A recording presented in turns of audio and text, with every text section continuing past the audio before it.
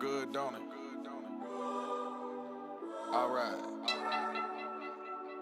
We just landed on the moon in the Lambo. Taking pictures with the zoom and the angle. We'll be coming back to you with the samples. Our predictions coming soon with a halo. We just landed on the moon in the Lambo. Taking pictures with the zoom and the angle. We'll be coming back to you with the samples. Our predictions coming soon with a halo. We just landed on the moon in the Lambo. Taking pictures with the zoom and the angle. We'll be coming back to you with the samples. Our predictions coming soon with a halo. The moon and the angels. Made man began, hustle to greatness. Elon's on the phone, he got our wallets, a spaceship, but diaries for free. That's if you want to attain it. Spreadsheet can't leak if it ain't coming with payments now. I give the blueprint to build, making the moon the plan. I went from being a lunatic to a lunar land. You day to day it, you make it no matter who the man. My chart is shooting in, tell me if it's cool to land. ICOs, my coins points mushroom like Mario's. I might take it to Mars, my portfolio. Can bring my whole entourage like I'm Arigo. Because moon in the Lambo. Ain't a hater who presume where we can't go. Lambos pulling up in twos like it's tango. Up in the clouds with my crew like I'm Lando. Yeah, just landed on the moon in the Lambo. Taking pictures with the zoom and the angle. We'll be coming back to you with the samples. Our predictions coming soon with a halo. The moon and the angels. Made man who diary the game plan. They can't stand. We fly where they can't land. Lifestyle so good I gotta write down. Trying out, don't make me pull my drive out. Made man who diary the game plan. They can't stand. We fly where they can't land. Lifestyle. Okay, everybody. So sorry for that. We're now back and live. I think I've solved the issue. So I think it was some issue with OBS. Typically, it hasn't really given me any issues for the last 2 months. But I think maybe because it's Easter and the lockdown, too many people are on here at in my local region in the DC metro area. So maybe that's why the internet is going pretty slow. But either way, let's get back to the show. So I'll go through and get the other video I made earlier from the other live stream and merge them so that we can have one coherent video where I'm talking about the master plan. So unfortunately, bear with me. We're going to have to slightly go back and recap what we're talking about. Okay, so for those who are just joining us afresh, let me just pull up here the master plan we're talking about. Okay, so this is from a viral post on Twitter from the Wall Street Playboys, and they call this the master plan. They talk about basically how to make money. 1, go to the best college possible for cheap. 2, enter M&A, merger and acquisition banking, enterprise sales, or tech and coding. 3, spend free time generating online business sales. 4, use online business for real estate purchases. 5, use real estate income to fund other small internet purchases. Then other people chime in. Tell me World Power, our friend, says, here's a better playbook. 1, buy crypto. 2, do whatever for 5 to 10 years, but don't touch your crypto. Add to it as much as possible. 3, retire, pursue life purpose from abundance. And throughout, give money thanks many times over that you live in a day and age where this is possible. I think that this is tougher because 1, you have to have money to buy crypto, but anyway, my take on this, let me just double check to make sure the stream is good. Yeah, stream is good. So I've been sharing my strategy, my master plan to make money. Obviously, this is different for everybody. So sorry if we have to go through this part again. But basically, I said 1, get good grades in high school. So in high school, you don't really have to be the smartest person out there. It's about skill versus will. You don't have to be the most skilled person because your SAT or ACT score, basically test taking, any form of standardized test taking is a way to measure IQ, your skill level, how quickly you learn something. But your GPA, on the other hand, measures your effort, how hardworking you are. So somebody cannot be the smartest person out there, but still be very hardworking. That's why some people have high high test scores but low GPAs, and other people have high GPAs but not so high test scores. Right? So for me, I wasn't that skilled. I mean, yes, I did well on some tests, but I would say most of my success comes from hustle, from grind, because I mean, throughout high school, I was just grinding. So I would say get good grades, because if you do that, we go to step 2. Attend the best college you can go to on a scholarship, because to get a scholarship, you have to have good grades. So I mentioned earlier, the way you start is the way you finish. If you start like a chump, you'll finish like a chump.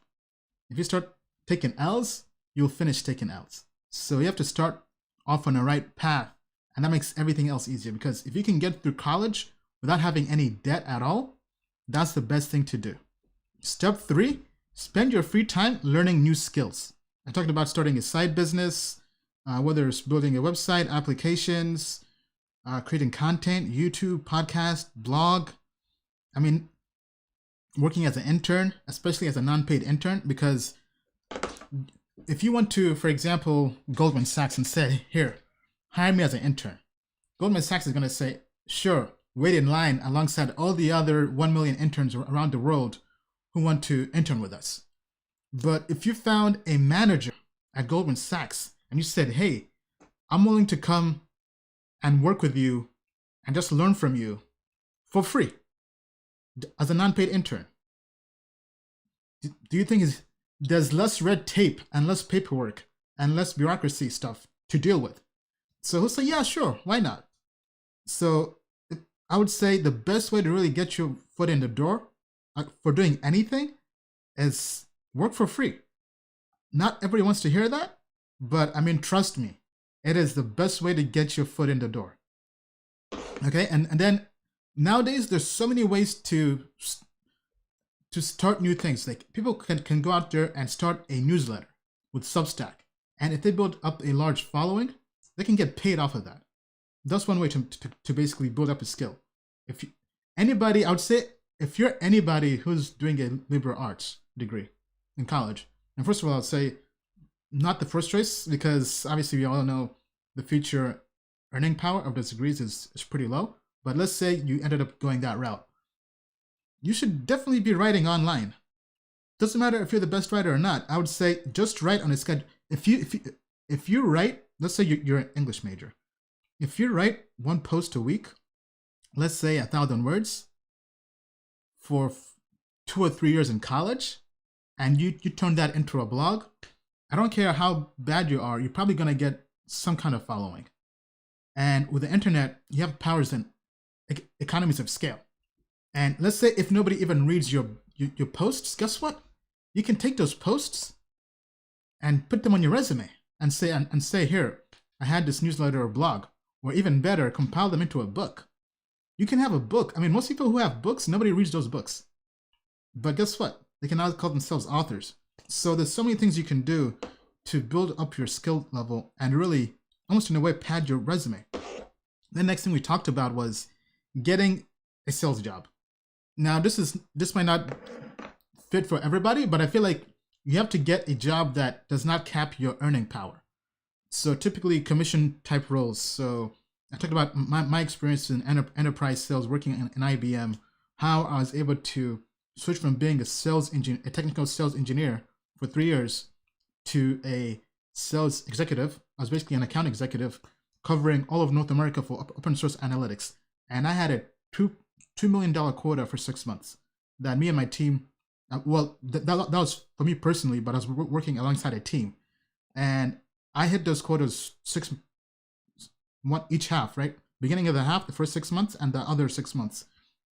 And I was able to quadruple my income from making about $130K as a technical sales engineer to making over $400,000. And that was something that would never have happened if I didn't believe in myself and bet on myself. Because I said, sure, I'm willing to have a lower base pay for that chance of higher upside. Because from doing my research, from talking to other people I knew, my friends, and getting their information, and when they told me they were making $300,000 or $400,000 a year, and they were my age or even younger, I said, you know what? I mean, why not? So I would say find jobs like that if you can. If you can't, then yes, maybe have this typical 9 to 5 job with a base pay and maybe do something on the side. But if you can't, if you're really trying to hit those home runs, find jobs that do not cap your pay. So with me, I worked at IBM in enterprise sales, but enterprise sales is really good because these are big companies, typically Fortune 500 companies with big checks.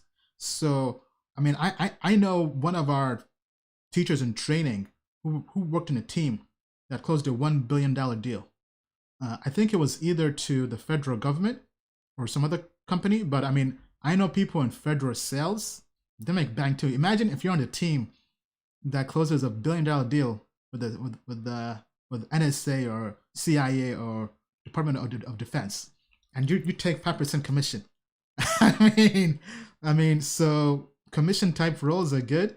There are also other kinds of sales jobs, even real estate, being a real estate broker, all that stuff. But I would say in general, find jobs with upsides. I mean, you can even take a job you already have and turn that into a job with upsides. So for instance, if you're a developer, maybe you create a application, right? That's why the App Store was so big, because developers who typically had a capped pay can now create software, put that into the Apple or Google's ecosystem and get paid on economies of scale, right? So basically what I'm saying is get a job that pays, that scales your pay based on demand, as opposed to having a job that just pays you a fixed amount. So I think that's definitely up there. That's step number 4. Step 5, after you graduate, continue doing the same thing. Start a side hustle or business, and also start investing on the side. So invest in stocks, in real estate, in crypto. So with me,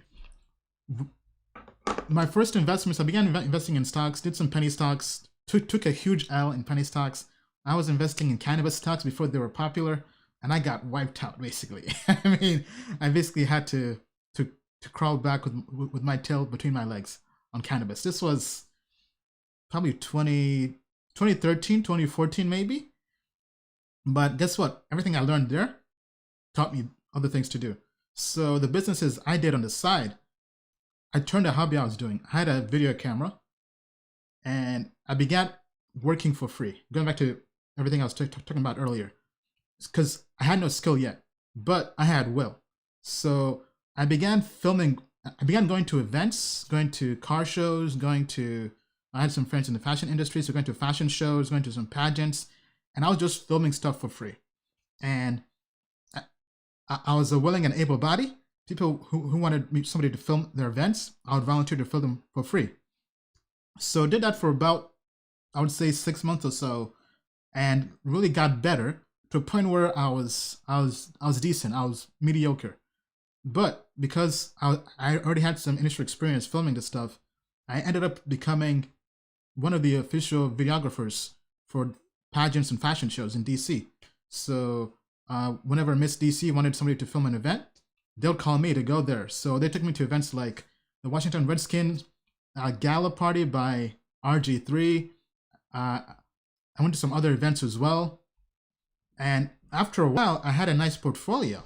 I mean, wasn't by any stretch of the means the best video editor, but I had social proof, right? It's basically a marketing term. I had videos with RG3, John Wall of the Washington Wizards, all these people, and I was good at making websites. So I put up my website, put up my showreel and stuff, and put some posts on Facebook, YouTube, on Yelp, and slowly but surely, people began reaching out to me, because it doesn't matter what your skill level is, there's typically a place for you in the market, because not everybody can afford a Hollywood type video editor or camera team. So, because some people want somebody on a budget. So I went from working for free to charging a very low amount. And as I got better, began scaling that up to a point where probably I'll say a year and a half into it, maybe 2 years into it. At one time, in 1 month, I made about seven grand, which at the time was a lot more money than I made at my base pay in IBM. And that's what really showed me that, hey, if you put in the time and work, you can actually make money on the side. Because I made that 7 grand from just 2 clients. Because the more I learned, the more I 80-20'd my side hustle. So the side hustle was, I had a nice website. I would do SEO and all that. Basically local SEO on Yelp, on Google pages and all that stuff. And people would just email me online, and depending on finding good fits, I'll take jobs. I'll take one job each weekend was the goal. But that month I only had 2 jobs. I had, the first job was to film a conference. It was a legal conference in DC over the course of 2 days. So me and my brother filmed that over the course of that weekend. They paid like about $4,000. I filmed the videos, did the editing, burned them on DVD. This is back when DVD was still kind of a thing. I put them on DVD, also put them on Vimeo on demand, and that was something that they didn't really even know how to do. And they really liked that part, because that was more of me being a developer and being technical. I knew that, hey, why not put this on Vimeo on demand and sell this to your customers and make money on it? So I did that. The other video was a corporate video as well. So I began doing stuff for free, from fashion shows, events. I was basically an event videographer, but eventually I learned there wasn't really money in that. Once I had built up a good portfolio, I then realized that the money was in corporate videography. I mean, so my premise in life is follow the money. So when I was working at IBM and I was working as a technical sales engineer, I followed the money to sales, to becoming a sales executive, and I was able to quadruple my money. So same thing, whatever side hustle you're doing, follow the money. Yes, start doing something for free, work your way up, but if you see the money is this way, go that way. If you see the money is this way, go that way. So in video, I saw the money was in doing corporate videography, because they would pay the most, they wouldn't really question your billing, and they were the best clients. Like the most expensive clients typically are the best clients, because they don't really take much to maintain, surprisingly. So while the clients who paid the least typically complained the most. So as somebody who had a day job and I was doing this as a side hustle, that was the route I went. Then the other thing I did was minimize your expenses. So whatever you can, look for ways to make your money back. So I had a decent 4-bedroom place where me and my brother were staying in Maryland, but I traveled a lot for work for IBM, and my parents lived about half an hour away. So whenever I traveled, I would put my home on Airbnb. And man, I mean, Airbnb back then, that was a heck of a hustle, to a point, because my monthly rent was about $26.50, and on Airbnb, I was getting typically minimum my monthly rent. Sometimes I'd get back maybe even 2x. So I was actually getting money, to a point where I would purposely travel a lot for work, so that I could rent out my house and get 2x back, right? Or actually not quite 2x, more like 1x. So I'll get back my initial plus the 1x on that. So I was making minimum 2, I would say typically sometimes 3, during spring and summer season. Those were typically the most busy seasons here in DC. I would make a lot of money. So I was basically living for free, even though I was barely home. I mean, at times I'll come back traveling from work. Then I would go to my parents' place and say, hey, I'm home. I'll be here for 2 weeks, because somebody has booked my Airbnb for 2 weeks. And to me, that was great. So I was basically able to minimize my rent, because rent and mortgage is probably your largest expense. So if you cut that to 0, or if you even get paid for that, that's a good thing to do. So I would say, once you have a job, start side hustles. Then also start investing. I began investing in crypto, and we all know that really changed everything. Okay, so then the next step on this master plan, leave your job once your side hustle or investments are making, I would say, 3x or more money than your day job. Now this is different for everybody, but I would say have an exit plan. So with me, I quit my job at IBM probably earlier than most people would have, but because I was kind of different. So I quit when I had about $250,000 in crypto. And to me, I said I could live off of this for 2-3 years or so. So that was kind of the thought process. And I was also very bullish on crypto at that time, thinking it would go up. And it did end up going up, right? Obviously that was the year I ended up becoming a millionaire. But have some kind of time frame. So let's say you're making 100 grand a year on your job. And let's say your side hustle. Let's say your side hustle as a videographer. Actually, a better example, I think, is probably looking at your monthly pay. Let's say you make 5 grand a year. Oh, sorry, 5 grand a month at your 9 to 5 job. But your side hustle is making you 10 grand a month or 15 grand a month. Then I think you should strongly look to give up your day job and go to your side hustle full time. Now, obviously, it also depends on the long-term prospects of that side hustle, because kind of like with crypto went to the moon, then came back crashing. But if you're in a more stable field, maybe like working in real estate or in, so for example, let's say you have different rental properties. Maybe that could be a way to go, right? Maybe you have a video company or photography company. That could be a way to go. But I would say in general, minimum, just to kind of be safe, don't quit your job until you're making more money than your day job consistently. Not just like once in a blue moon. If you're consistently making money, so let's say maybe over the last 6 months, you've made more in your side hustle than your day job, then it's probably a good time to think about quitting. And I would add to this, only if it would make things more efficient, right? So maybe like with me, I didn't start thinking about leaving, even though I had plans to leave.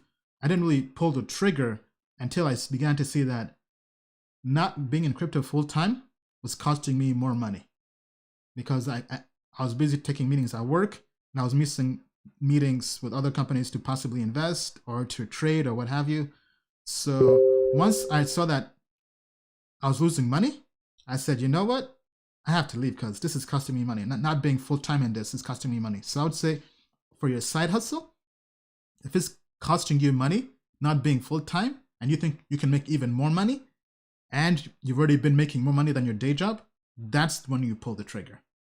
And then the last step, be frugal. Spend less than you make. And that's something people tell you all the time, but it's really hard to remember, because when you make money, oh man, I mean, your wildest dreams come out. I mean, you start acting ignorant, you start acting bougie, you start acting brand new. I mean, I can't front. I went through that phase, and I think it's a phase that everybody who makes money goes through. But it is a phase that you end up outgrowing. So, I mean, with me, I was on the world tour, I was buying a lot more than I typically did. And because typically I didn't really care much about fashion or designer. I was just, shabby beard, whatever, just get the job done and make money. But once I quit my job and I was traveling the world, I had more time, more freedom. So, and I had more money as well. Because at that time, we thought crypto was going to go to the moon and beyond and would never stop going. Bitcoin was at 20,000. We're buying stuff that we should not have been buying. But obviously now I'm a lot wiser, which just comes over through experience. But I think that's definitely something everybody should do. So just to recap my master plan, let me know what you guys think. Step 1, get good grades in high school. Step 2, when you have good grades, you will attend the best college that's giving you a scholarship. The goal is to attend college with no debt. If you don't have good grades, or if you're not able to get a scholarship, then attend the best college you can that's cheap, right? So if you're in America, don't go out of state. I mean, that's taking extra debt for no reason. Then 3, spend your free time learning new skills. Start a side business, intern for somebody, typically as an unpaid, because you have more leverage in terms of what opportunities you can work in. Blog, YouTube, newsletter, podcast. 4, get a job that does not cap your pay. Typically a sales job. Could be other industries like investment banking. That's also, I would classify that as sales as well, because the reason why Wall Street makes so much money is because broker and dealers make commission on trades. So if a company comes and spends $10 billion on one trade or investment, and you're a broker dealer, I mean, the commissions on that are probably going to be huge. or real estate. Or let's say you're in business. You can work in marketing, for example, internet marketing, affiliate marketing. If you're a developer, you can build an application and an app store or ecosystem that pays you with economies of scale. So I think almost any industry, you can create something that has economies of scale that does not cap your pay. Then once you graduate or once you're working, start a side hustle. It could be real estate. It could be taking a hobby you have and turning that into a business by beginning to work for free initially. And as you get better, scaling that up. And also invest in crypto, in stocks, and then leave your job once you're making more money than your day job consistently over time. And once you think you have maybe 2 or 3 times more money than your day job. And last but not least, be frugal. So that's my list to my master plan. Once again, this is coming from this viral tweet. I know I've been rambling a lot, but let me know what you guys think. Let's check the comments. Okay. All right. How is everybody? Okay, sorry. I'm gonna have to restart the comments. Let's see on YouTube. It's acting up again. It's showing me that the stream is fine. It's not showing any dropped frames. So it should not be acting up. Maybe refresh. Oh man, that was flashy with the red bends. Well, I mean, the red bends was before crypto, so it wasn't really. Okay, I guess in a way it was kind of flashy, but I got that as soon as I had my first job. So, I mean, it definitely was no Ferrari at all. Actually, I did rent out the red bends on Turo. I tried out Turo, I think 2 or 3 times. Then one time somebody brought back the car scratched, I think, and I stopped after that. But I mean, Turo is actually pretty good. Turo is pretty good. All right, so let me pull up the comments here. Stream is fine. Michael says, I like your plan, but you failed to mention something else. Hey, what's up, Kryptonair? Great to have you here. Gareth says, I think it was solid info. Are we on Menti tonight? No Menti tonight. So tonight we'll be taking questions from the forum. Okay, I still have trust in crypto. The value of cash will go down. Yes, for sure. Okay, so now let's get to the AMA. So this is going to be a different kind of AMA. So for those who follow us on Telegram, I mentioned that we have now launched the Token Metrics forum. So thank you to everybody who has joined the forum. As you can see, it's already popping. So I'm going to go through here and answer some of the questions people have over a video.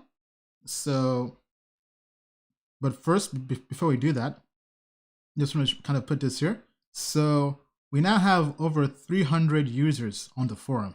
So just want to say, I mean, thank you to everybody who has joined the forum. It's great to kickstart the Token Metrics community here on the forum. I think it's going to be good. Let me see if I even have. We just landed on the moon in a Lambo. All right, so it's great to see the engagement already, and it's showing we have 611 posts. Okay, so 25 topics, over 600 posts. I'm not sure if that's correct, but if that's the case, I mean, that's pretty impressive. So first thing first, we do have a special announcement to make. We're giving away free 12 months subscription to Token Metrics to people who are active on the forum. So we already put out the alert on Telegram. So beginning, the first award will be the Token Metrics basic plan for 12 months. That's a $60 value we'll be giving away on Friday, the 17th. And then following that, we'll be giving away the Token Metrics hodler plan, a $240 value on the 24th. And then last but not least, baby, April 30th, 12 months free of Token Metrics investor plan, a $600 value. So if you've been waiting for a free Tokenmetrics account, maybe you didn't have the money, well, now is the time. And these 3 prizes will be randomly awarded to active and engaged forum members. All right, so to show appreciation, let's just do a quick shout out to people who have posted here on the intro post. So if you go to the forum here, just go to introduce yourself, go there, and basically just introduce yourself. Now, for those asking, the forum link is forum.tokenmetrics.com. That's forum.tokenmetrics.com. So find this post. So quick shout out here. So for those who don't know, right, I'm Ian Bellina. I'll just go through and basically read mine, right? Hello, crypto family. Welcome to the Tokenmetrics forums. Please use this thread to introduce yourself and tell us who you are in crypto. I'll start first. My name is Ian Bellina, the founder and CEO of Tokenmetrics. I'm also a partner at 100x Advisors, a blockchain investment and advisory company. I'm in crypto because I believe it's the future of finance and money. I also have a passion for disruptive technology, crypto, AI, and helping people through media and content creation. Tokenmetrics has allowed me to combine my interest in crypto and machine learning. Both of these technologies are transforming the world right before our eyes. Excited to see how they grow in the next 10 years. Then we have a post here from Digital Asset Junkie, Lino, I believe. Hi, my name is D. I am a crypto investor and futures day trader. I have followed and participated in Ian's community since 2017. My beginning days in crypto. Glad to see a new forum. Great to have you on board, Lino. Then we have Deepak. Hey, my name is Deepak. I joined crypto in January 2018. A few months later, I was about to leave, but I realized this is the future. This is beginning of Finance 2.0. Current financial crisis is going to make BTC a safe haven. Good to have you on board, Deepak. Slomo says, hi, I'm Geronimo from the US. I'm in crypto because I believe this is what the world needs. A more democratized system that provides a truly free market. Crypto so far seems like our best shot. Yes, it is. Yes, it is. And the F says, hello, I go by N the F in the crypto space. It's nice to meet you all. I support all types of cryptocurrencies. I also like to learn about networking, automation, and falling down the rabbit holes. So great to have everybody here. Go through and post all the different questions you have, and also go ahead and introduce yourself. All right, so with that being said, that's enough for announcements. Let's take some questions here. So let's see. Harv W says, are you considering making any changes to the neutral TA trend reading? It seems like the parameters are using for this reading are very wide, leading to constant neutral ratings, particularly on the long-term trend. Yes, so I mean, we're always looking for ways to improve.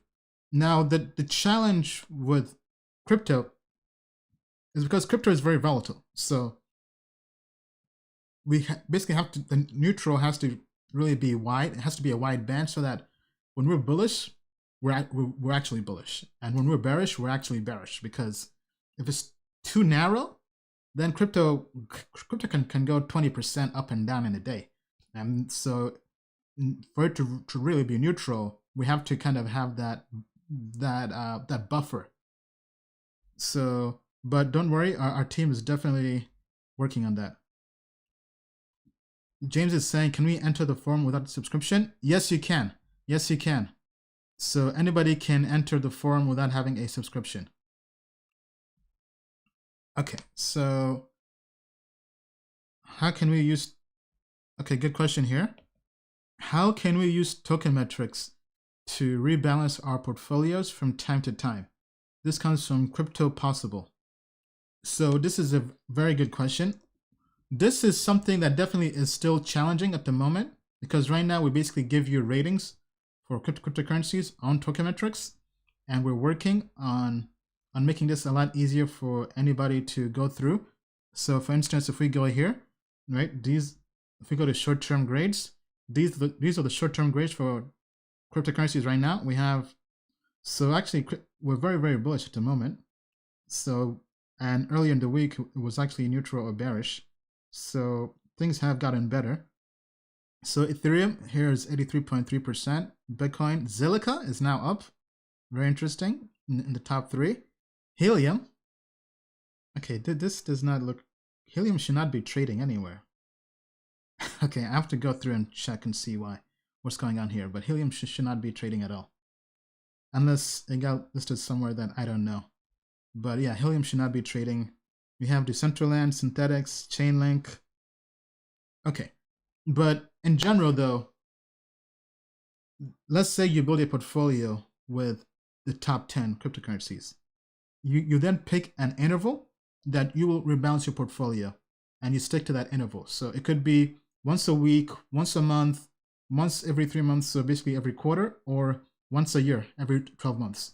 And then once that happens, you go through there and you rebalance based on which ones are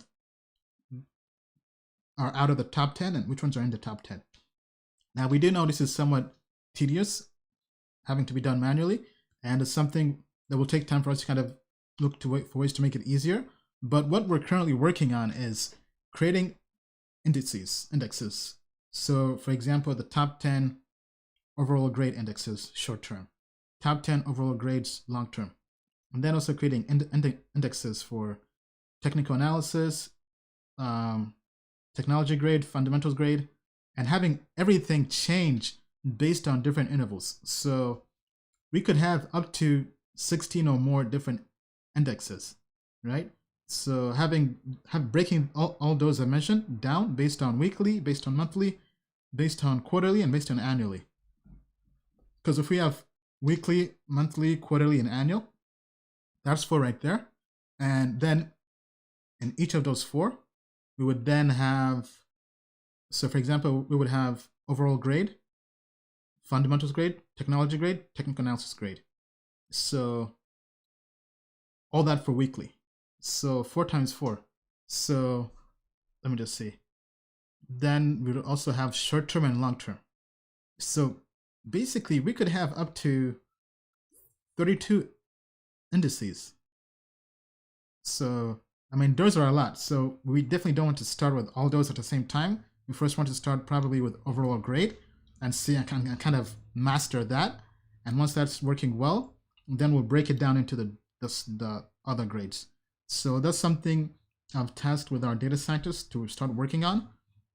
It's definitely going to take some time, especially now, especially in times like this when everybody's kind of on lockdown, and you know, some people have lots of family stuff they're dealing with and work stuff they're dealing with, or just health stuff they're dealing with. So it will definitely take some time, but that's the goal. The goal is to create indices, and then once that's done, then we can then possibly make those available to trade, maybe via a trading bot or robo-advisor. So it's basically going to there'll be natural progressions. So stay tuned for that. Stay tuned. Okay, so moving on here.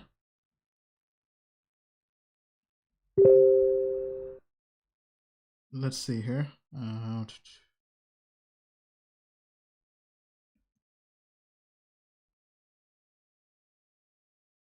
Okay, Harv W says, are there any plans to implement a metric which predicts total market cap valuations and possibly BTC market dominance over time? So in terms of predicting BTC market dominance, we haven't thought about that yet, but how about this? How about we create maybe some kind of poll or some kind of system for the community to give feedback, and then have the community vote on kind of like how Bitcoin and Ethereum have their proposals, right? You have the Ethereum improvement proposal, or you have the Bitcoin improvement proposal. So how about we create like the tokenmetrics improvement proposal? So I know before we had feedback.tokenmetrics.com, but now that we have the forum, we're thinking of moving everything over to the forum because it's going to be more engaging. So if people have an interest in a BTC dominance prediction model, we can definitely look into creating one. But right now I think the priority would be the creating an index and indices first before doing anything quite like that.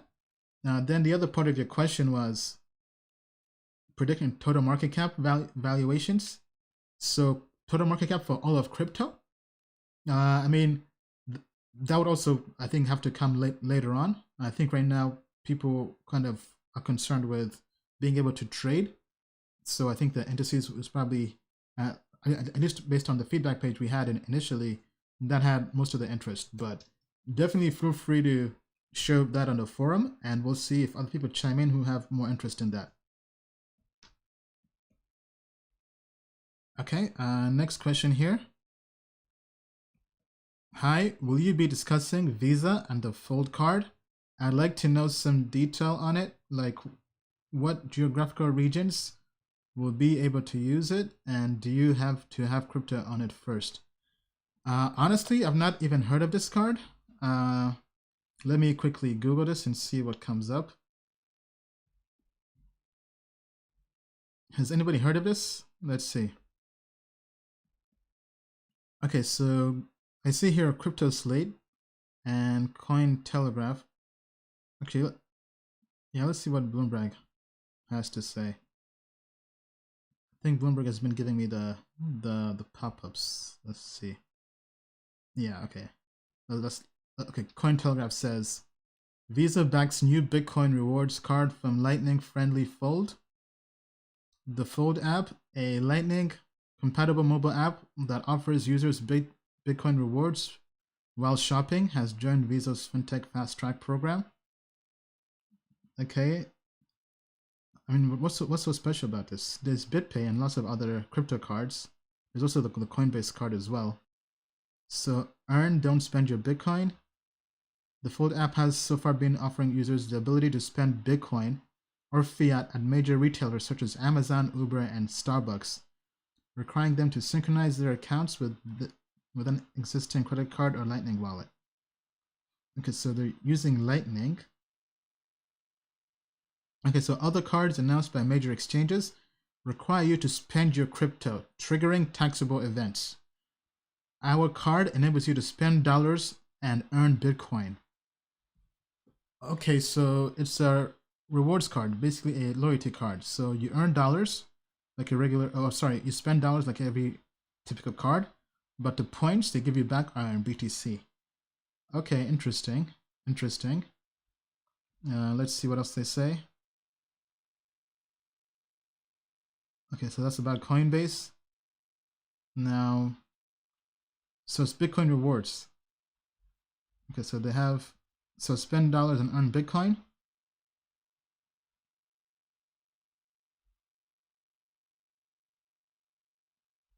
Yeah, I mean, this is very interesting. But honestly, right now, I mean, I think cash is king. And right now, people should be minimizing their spending and expenses. So, I mean, it's definitely very interesting, but I personally have a BitPay credit card, and I've not used that in over 2 years, I think. I used it probably my first year I had it, maybe 2 or 3 times. And it was cool to kind of spend and say, hey, I'm spending crypto. But then I said, what am I doing? I'm spending crypto. So if this card solves that issue, I mean, for anybody out there who wants to earn Bitcoin, right? It's definitely a good idea because you're spending your dollars and you're earning BTC. And if you stash that BTC away for the long term and never have to use it, then I think it's definitely worth using, right? But I think lots of people have credit card debt. I mean, almost every American has credit card debt.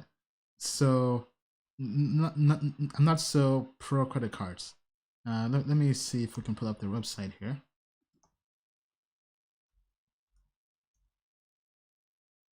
Okay, so it's foldapp.com is their site. So a brave new card, Bitcoin rewards. A brave new world deserves a brave new card. Introducing the world's first Bitcoin rewards card from Fold. Spend dollars and earn Bitcoin on every purchase you make. Pair the Fold card with the Fold app to supercharge the experience. Protect your privacy and keep your personal data safe. Fold puts you in control, not the banks. Welcome to the Bitcoin earning, privacy preserving card of the future. Welcome to Fold. Okay, not bad, not too shabby. Okay, so shop anywhere, buy prepaid cards with credit card or Bitcoin at your favorite retailers. And okay,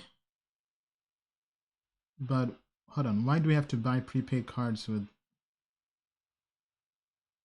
not sure why we have to buy prepaid cards, because isn't the card itself a credit card, or is it a prepaid card? Okay, so it says earn up to 20% cash back in Bitcoin on every purchase instantly. 20% cash back? I mean, that sounds impossible.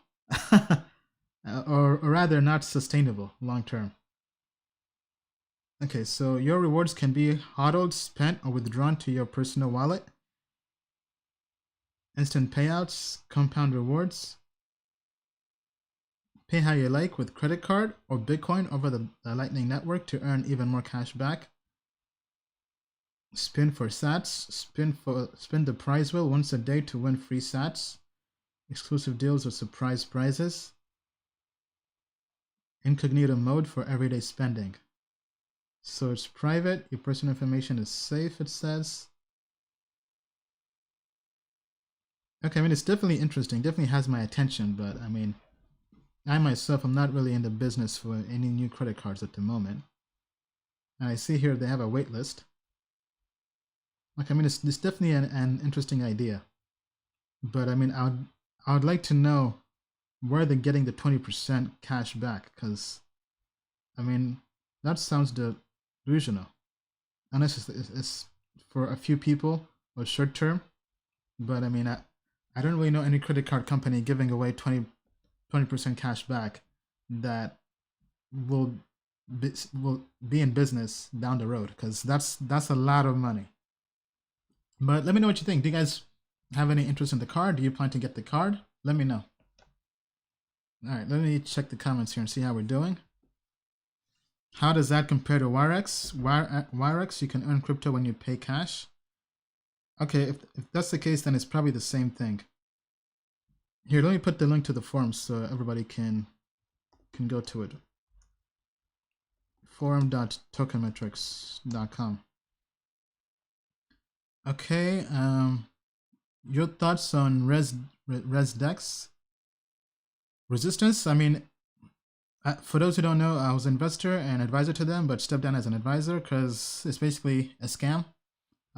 So I would not put my money in that project.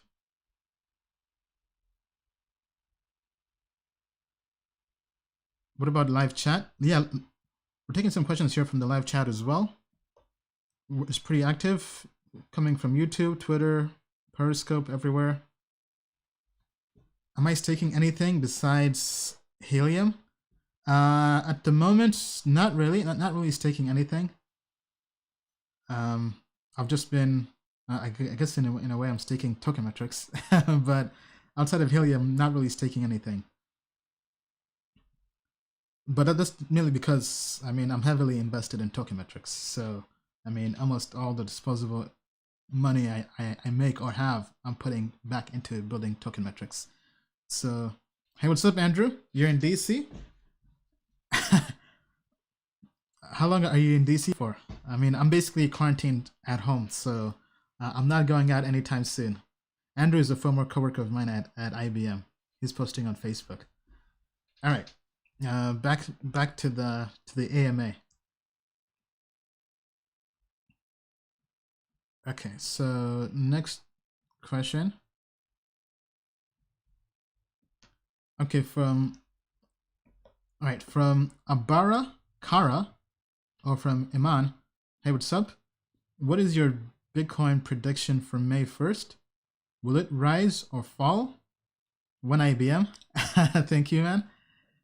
Thank you. I'm not sure if you're an IBMer or are you saying going back to IBM? I have no plans to go back to IBM at all. I mean, I'll be self-employed pretty much for the rest of my life. Unless IBM is going to bring me on as CEO, I don't really have any plans to go back to IBM. Okay, so but if we're talking about Bitcoin, right now it's April 12th as we're doing this live stream, and Tokenmetrics is very bullish on Bitcoin from a technical analysis perspective. This is short term, right? So very, very bullish.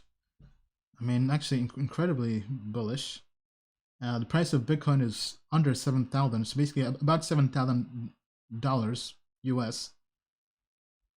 And I mean, Bitcoin has already been bouncing up, right? So about a month ago, it went as low as 4,500.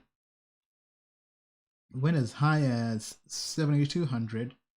And now it's showing from a TA perspective. So basically, in the short term, in the next 30 days or so, it's going to be very, very bullish. So I can't really give a price per se, but the ratings on this are saying we're very, very bullish on Bitcoin. Now we have different models for price predictions. So if we open this up here, let's see what this says. This also looks bullish. It's saying Bitcoin in a month will be about in the high 8,000s, so above 8,500, almost 9,000. So with that being said, I mean, I think we have to say, going back to your question, May 1st prediction, very, very bullish on Bitcoin. So obviously, these are just predictions. They're not perfect. They could be wrong. So don't go out there and make any investments or financial actions based off of this, right? So this is just our research. So if we go to May 1st, why is it showing? Okay, I think that's May 10th. So May 1st, it's basically saying 7,500 as the expected price for Bitcoin. So if you go down here, right? So basically, yeah, May 1st, it has 76.30 as the predicted price.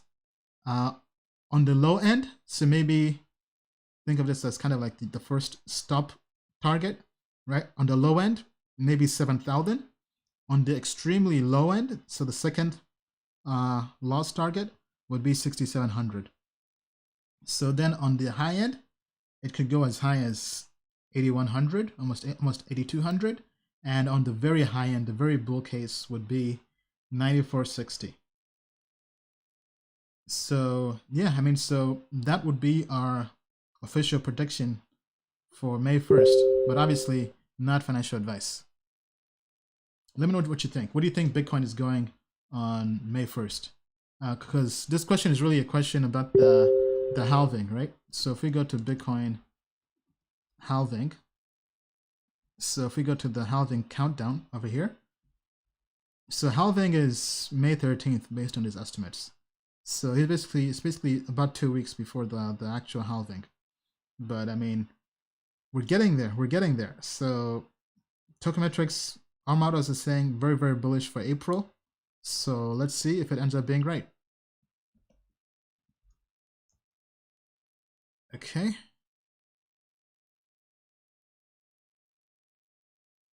Okay, so Wilson says, hey Ian, Helium is trading on CREX24 exchange for 0.0. Now, is that Helium? Because there are two Helium tokens, which can be confusing. So let me go to CoinMarketCap. Because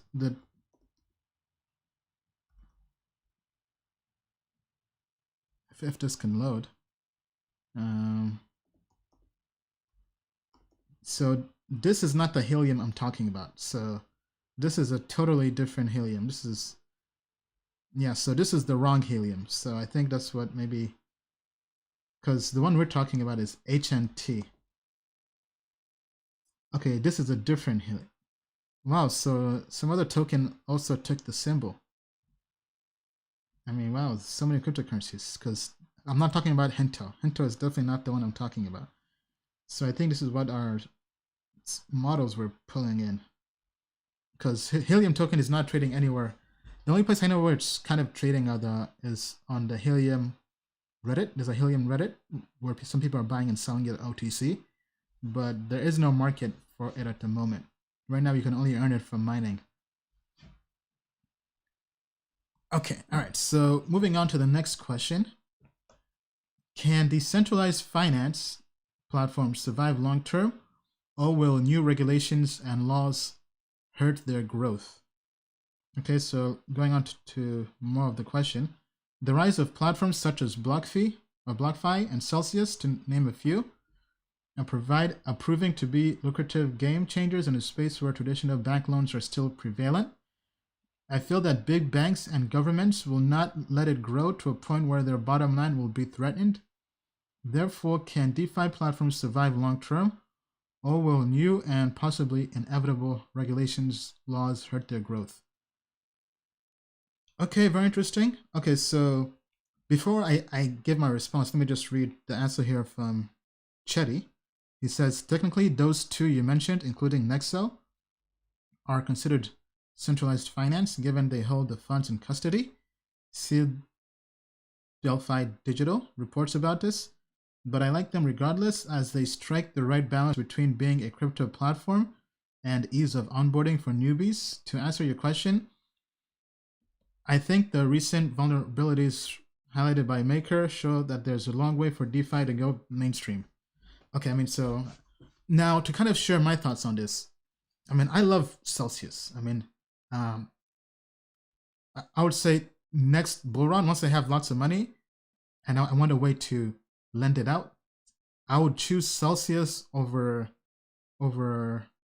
Nexo and the others, right? Because they're insured. I personally know the founder. I mean, so if I have an issue, I can just send him a text and be like, yo, where's my money? So anyway, jokes aside though, I mean, Celsius to me is the more legit platform from doing my research. That's why I have an account with them. Now, I don't really have much money on there. So, because I just haven't had a need at the moment because I'm heavily investing in myself and token metrics. But if I was actively trading or if I was stashing money away in the long term, that would be my platform of choice for lending or earning interest. Now, I would also spread the risk around by also using decentralized platforms on DeFi. So I think a balanced approach is best. You can't just be all in on DeFi or all in on centralized finance. You have to spread the risk around both, right? That's what a smart investor does, or trader. You have to allocate risk across the board. So if Celsius goes bankrupt or whatever, or if their insurer, Lloyd's of London, I believe, or BitGo, if BitGo says, you know what, we won't insure the money, you're always going to have a plan B.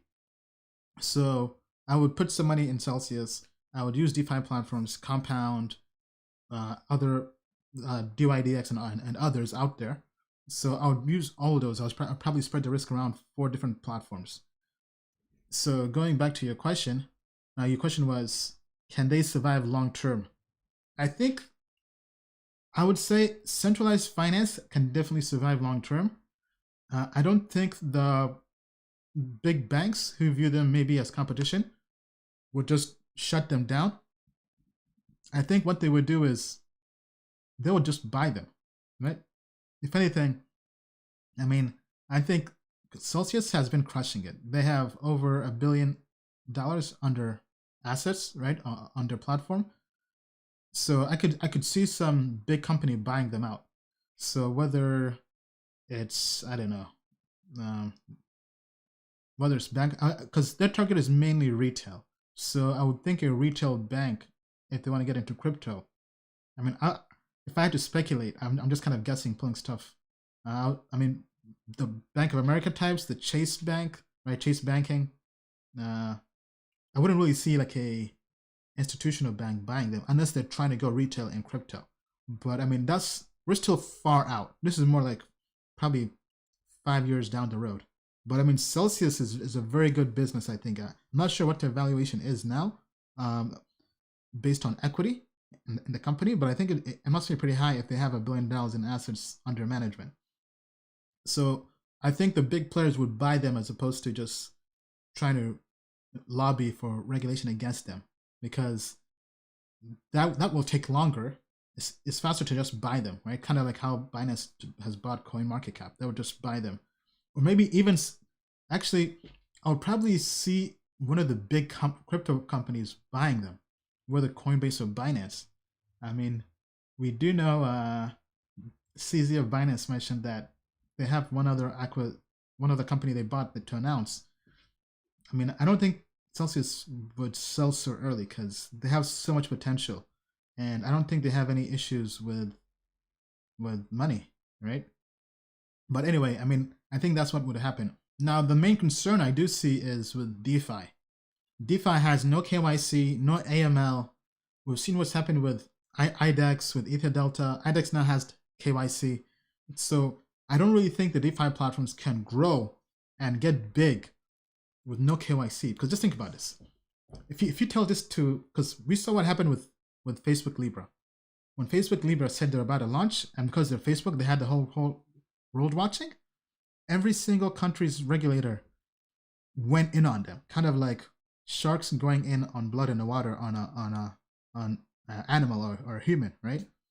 So the same thing will happen with DeFi once it blows up. It's not blown up yet. Right now, it's just kind of like a mini blur. It's not really registered on the map, right? But when it blows up, let's say we go past $1 billion in DeFi. Let's say we go to $100 billion in DeFi. I mean, they're going to come in for DeFi. Because just think about this. If you tell regulators that a terrorist can go get a flash loan without any assets or KYC or AML, trade on 50x leverage, and make money to then fund terrorism? I mean, with no KYC, AML, or whitelist, they're going to put everybody in jail. Okay, so I don't really think that's kosher. I don't think that's gonna fly. That's my issue with DeFi. I'm still pro DeFi, but if you tell that to people in Congress or to politicians that the next that ISIS can get a flash loan with no collateral, do a 50x trade on BTC, use those gains to fund terrorist attacks with no log of what happened. I mean, so I think lots of people are in a dream to imagine that that's gonna fly. I mean, I know people like to say that DeFi is decentralized, it can be stopped. Yes, that's true, but I mean, EtherDelta was stopped, IDEX was stopped. I mean, all these are supposed to be decentralized, but I think those are just semantics, right? IDEX still has a company that does the day-to-day development of IDEX, right? So that's why when New York and other people said regulate, you know, they put them in check. And same thing with EtherDelta. EtherDelta was decentralized, but most people would access it by going to etherdelta.com. Now, obviously, there are other forks of it, but once you shut down the main, once you cut off the head of the snake, the other ones that pop up are just tiny snakes. So EtherDelta has been forked, but those forks are not as big as the original EtherDelta was. So I believe for DeFi to really get big, to have like big institutions using it, there'll have to be some form of KYC. Otherwise, like let's take these companies, right? Compound, DYDX, Uniswap. They're centralized entities or foundations that are developing most of the code, right? And yes, hypothetically, it cannot get shut down. But most people use websites to access these decentralized platforms. And those websites can be shut down. You can go to the DNS and the hosting provider and shut them down. And people don't really enjoy hopping from different website to different website. I mean, unless you're creating something that's not even on a website that's decentralized or peer-to-peer, kind of like BitTorrent, right? BitTorrent, the FBI and different institutions shut down torrent tracker sites because those are centralized. But you can download a torrent software like uTorrent, I think Azure and some others, and those are on your desktop, and those are really decentralized. So I think that's really the challenge. So that's why with exchanges, I know in the past there have been exchanges like BitShares, even Resistance, which ended up being a scam. I'm sorry. Yeah, but BitShares, for example, that's an exchange you download on your computer, and that's really peer-to-peer decentralized. But because of that friction, it's not really taken off. It hasn't really blown up, because the more friction you add to adoption, the tougher it is to go mainstream and to scale. So it's kind of like a catch-22. So regulation will be required for them to go mainstream, but it won't really be decentralized. So I think full decentralization, in a way, is a pipe dream. But let me know what you guys think. Am I crazy? Do you think full decentralization is possible? Will centralized banks take over centralized platforms, or even DeFi? Will DeFi ever be big without KYC or AML policies? Let me know what you think. Okay, let's check the comments here and see how we're doing.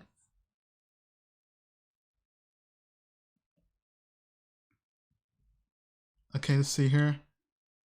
Nash, we always get a question each week about Nash. We're not so bullish on Nash, unfortunately.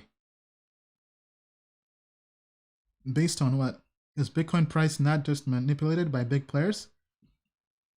So our predictions are based on, so the price prediction models are based on historical price. Obviously, it's not perfect. It's just an interesting way to kind of look at the trend of Bitcoin. Then the short-term ratings are based on fundamental score, technology, and TA, short-term, and to then create an overall grade. Okay, James says no. Hey, what's up, Shaked? Problems of? Great to have you here. Okay, let's go on to the next question.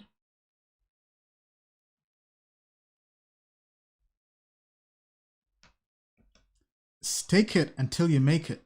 What's the flip side? Hello for our members. This is coming from Wilder Billies.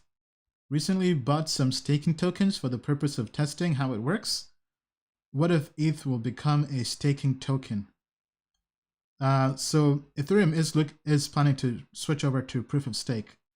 What will happen to all proof of work mining rigs and companies?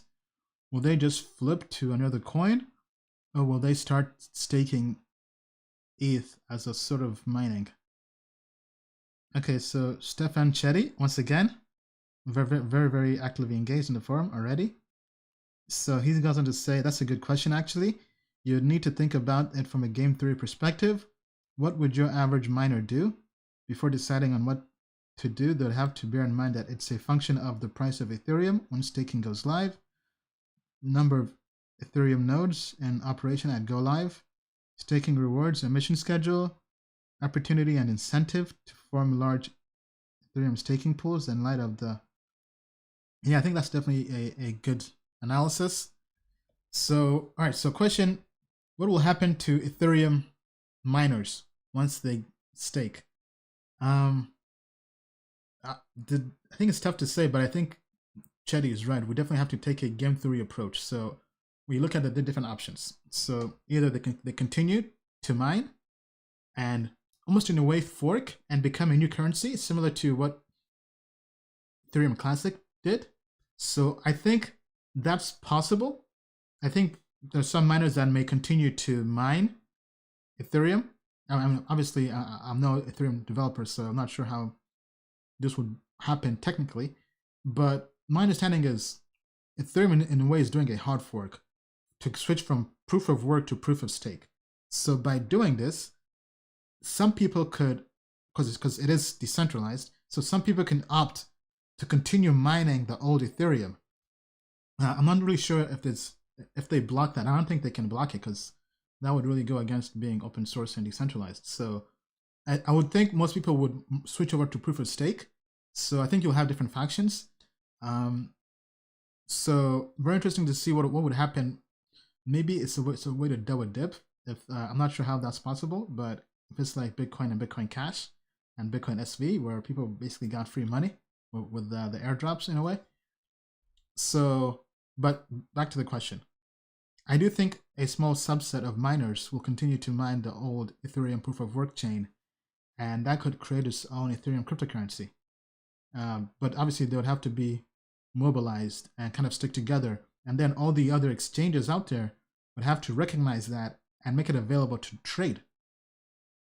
But I think most miners will switch over to proof of stake, because if they're mining,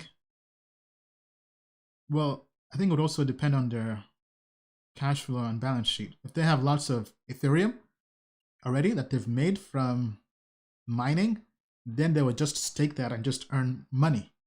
But if they don't, if they're burning through lots of Ethereum or Ether and don't really have much Ether in their wallets, then switching over to staking from a game theory perspective will be very detrimental.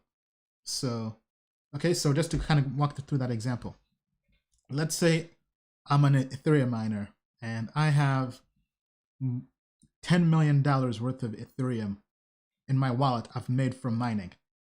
Let's say I've made 100 million total, and I'll spend 90 million of it, whether expanding, investing, whatever, buying mansions, Lambos, who knows, right? But let's say I have $10 million worth of Ethereum in my wallet right now. This is just an example. And I have the option to switch over to proof of stake. If I can stake $10 million, I think let me see if I can find the Ethereum staking rewards. Ethereum proof of stake staking reward.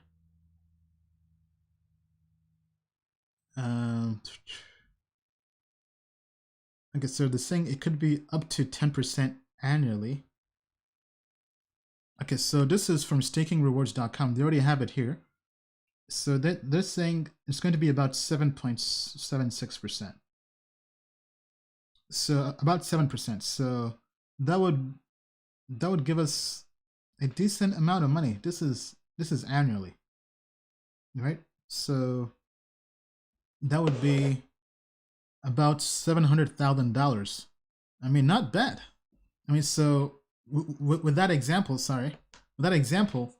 I would basically just sell all my mining rigs, stake my $10 million worth of Ethereum, and make back 700 grand each year. I mean, that's basically going on a vacation. That's basically retirement. But now let's have a second example.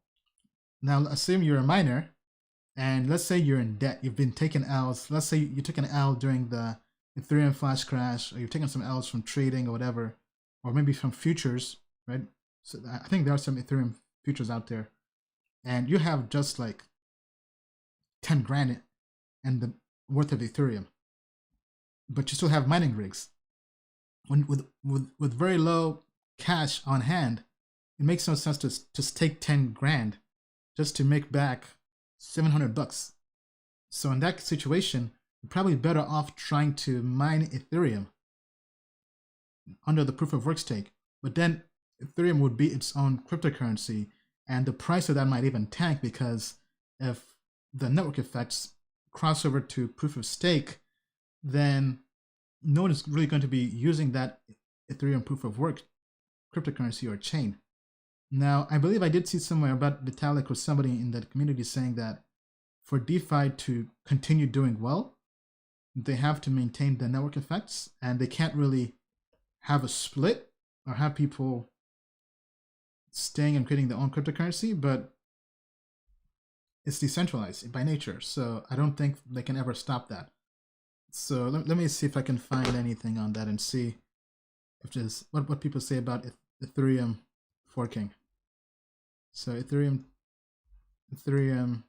proof of work new crypto. Let me see if this brings up anything.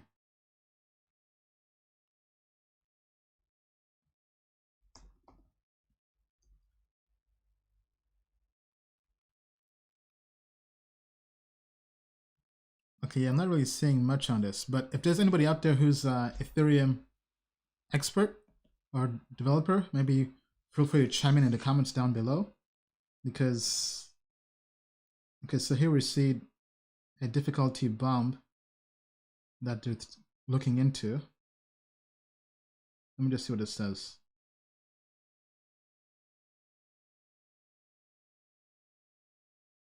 So it says, as a piece of code embedded in 2015, the difficulty bomb is one of two components which gradually increases the hashing difficulty on the Ethereum blockchain, meant to force the network towards proof of stake with the Serenity network overhaul.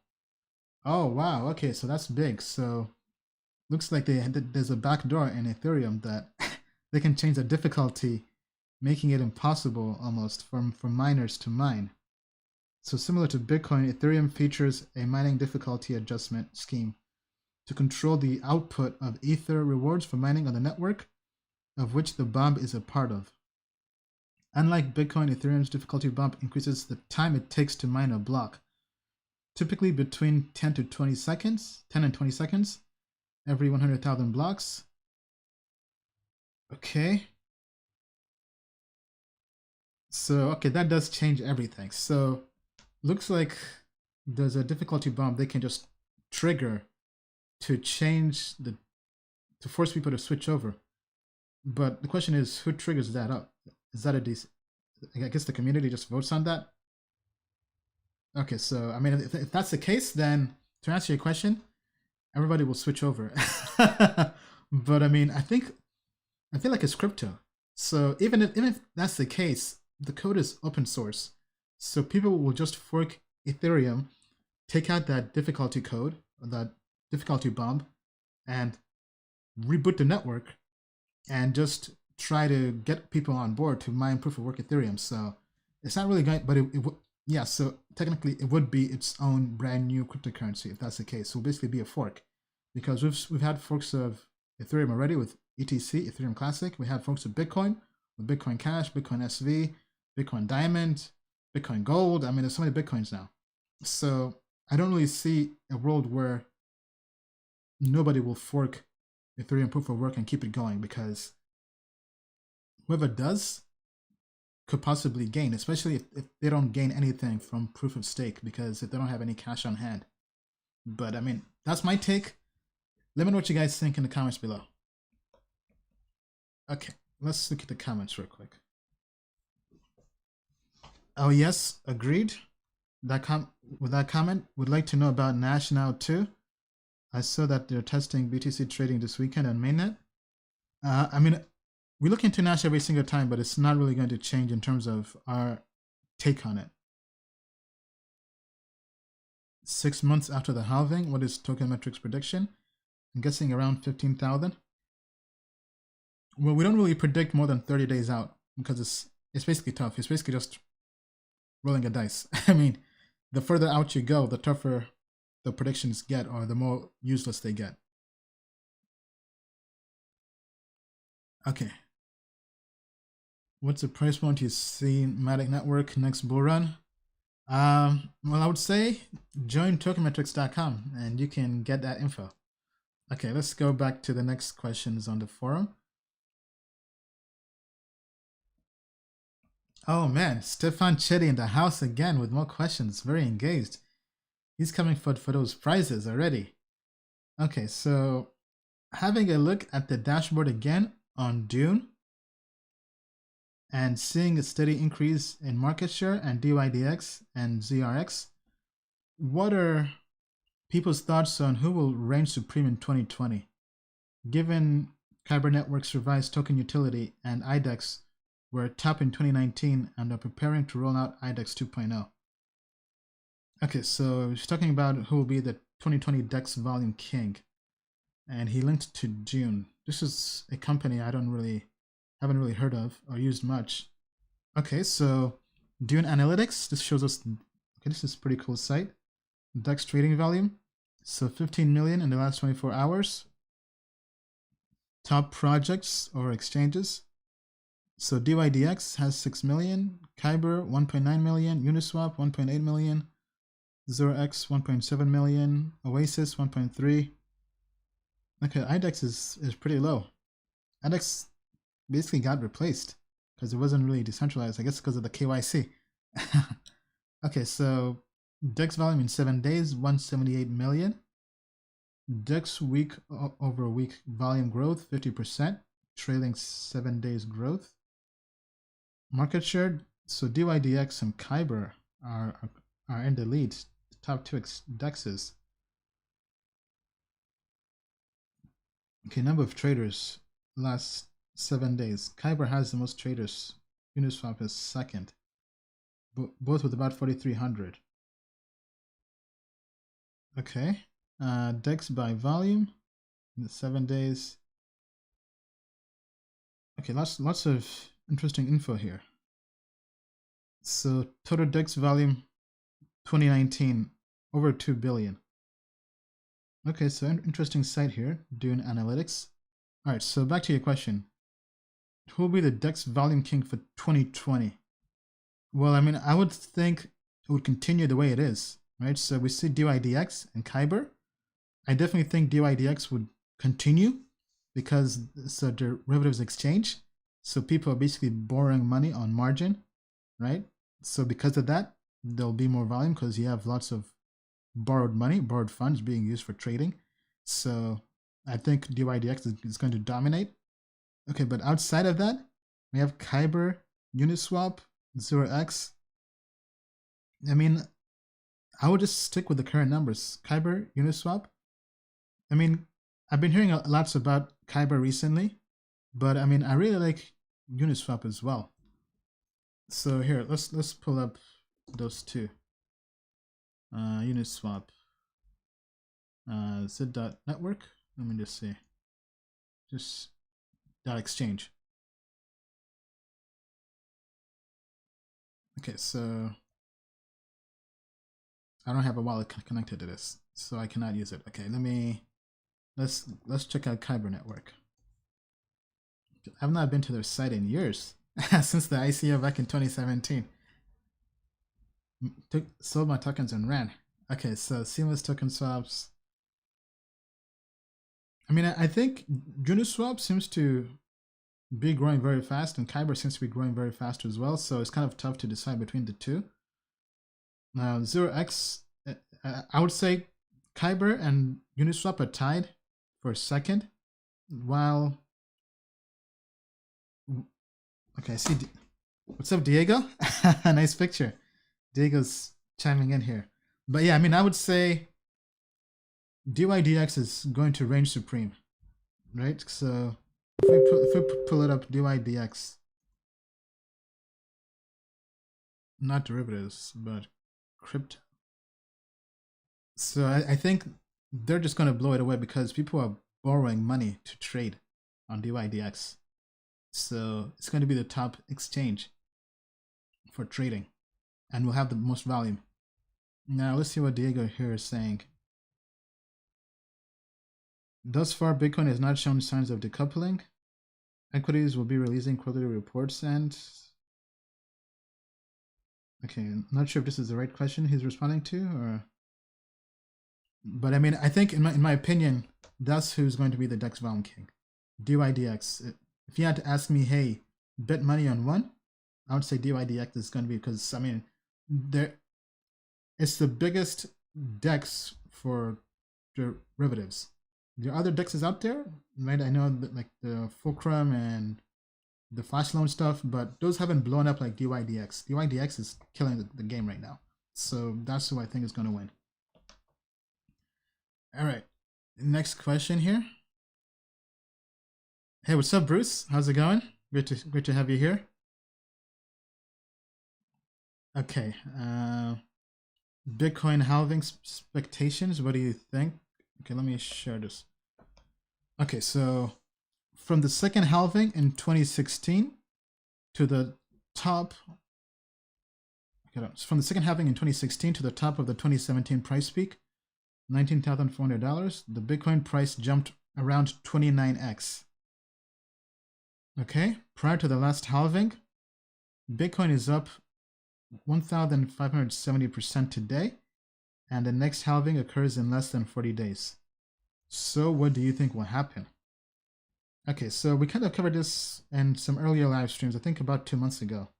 But let me just see what other people here have to say. Okay, Pedro says there's a big probability of a slow rise in BTC price in the coming years. However, right now, before and after the halving, I suspect the price of Bitcoin will remain steady or even decrease for a couple of months before taking off, basically.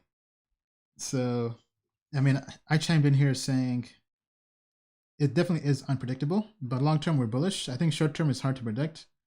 We don't have a large enough sample size, so everybody who's saying something is purely speculating. But long term, we can all expect the price to increase just based on supply and demand economics. M. Hado says, I have a feeling this one will be very different from the others due to the current uncertainty and stability. It rise to about 11.6K right before the halving, then a slow decline in June, followed by a new all-time high at the end of this year. Okay, then Alex says COVID-19 put a lower expectation because of lower liquidity. I think it will take less inflow or fiat for the market to keep the same price after the halving, and the effects will be long-lasting. Man, so many people chiming in here. I love it. Crypto Possible says, I think Bitcoin's price rally will start after a few months. Harv says, it's hard to predict in my opinion. Too many conflicting opinions. Given that it's only about 30 days away now, I prefer to just wait and see. Then Chetty, man, Chetty wants that free token metrics award. Okay, so he goes on to say, I can't see a bullish scenario in the short term, given all the following. Barely any volume 30 days out from halving. We didn't have futures at the last halving. Yes, that's true. People can now short Bitcoin as well, which is very, very true. That's a good point. There's the whole theory about smaller miners capitulating. See Rect Capital YouTube video about that. Bitfinex Tether lawsuit. Recent class action lawsuit against exchanges. Telegram SEC implications. I mean, wow. I mean, great insights from everybody. Thank you so much for that. Now, to kind of chime in with my take, I think short term, nobody knows. Short term, if anything, I would be more pessimistic. But obviously, we shared our models for April for Bitcoin. From a TA perspective, technical analysis, very, very bullish for this month. I think the price, Bitcoin is now about $7,000. The price can go up to 8,000 or 8,500 this month. So based off of that, very, very bullish. Now, if we look up Bitcoin halving graph, let me see if I can find that graph. Yes, this is what I'm talking about here. So obviously this is just pure speculation, not investment advice. But looking at this chart here, so Bitcoin, this is about 2011. Bitcoin in 243 days went up 17,794%. So basically 177x or so. Then bear market for 163 days, accumulation for 47 days, then expansion, reaccumulation, then the next bull market. So after this halving here, this was the first Bitcoin halving, November 28th, 2012. Bitcoin was $12.22. So back here it was 17 cents. Then over here it was, bull market went from 17 cents to $31.50. Then all that happened. Then after the first halving, Bitcoin went from $12.22 all the way to $1,178. This was basically between 2013 and 2014. Then bear market, accumulation, expansion, reaccumulation, second halving, July 9th, 2016, Bitcoin was $657.61. Total coin market cap, crypto market cap was $12 billion. So the bull market here lasted 525 days. That's basically 2x, twice as long bull market. And the price went all the way to $19,800. Now the bear market also lasted about twice as long. Very interesting. 365 days versus 163 days over here.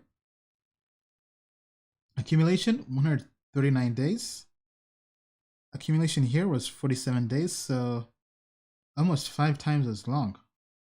So hold on, sorry, no, 3 times as long, 139 days. So about 3 times as long. Then expansion, reaccumulation. So this is the phase we're in. Now people are predicting the Bitcoin or crypto bull market to be after the third Bitcoin halving. Now, obviously, this is not a large enough sample size, but in this bull market, the growth was 177x. Then in this bull market, it was 92x. So basically, let me just say here, 177 divided by 2, it basically cut in half. So the gains were about half the prior gains, the ROI. Then if we take this, so 177 divided by 92. Yeah, 1.92. So about, if we round up, about 2. Then if we go to this, the gains were 2,938%, or about 29x. We just cut off the last 2 digits. So if we take 92 divided by 29, this was basically decreased by a factor of 3 versus this. So, okay, so it seems like it's increasing by a factor of 1. So over here, it was basically divided by 2, and this, we divide this by 3.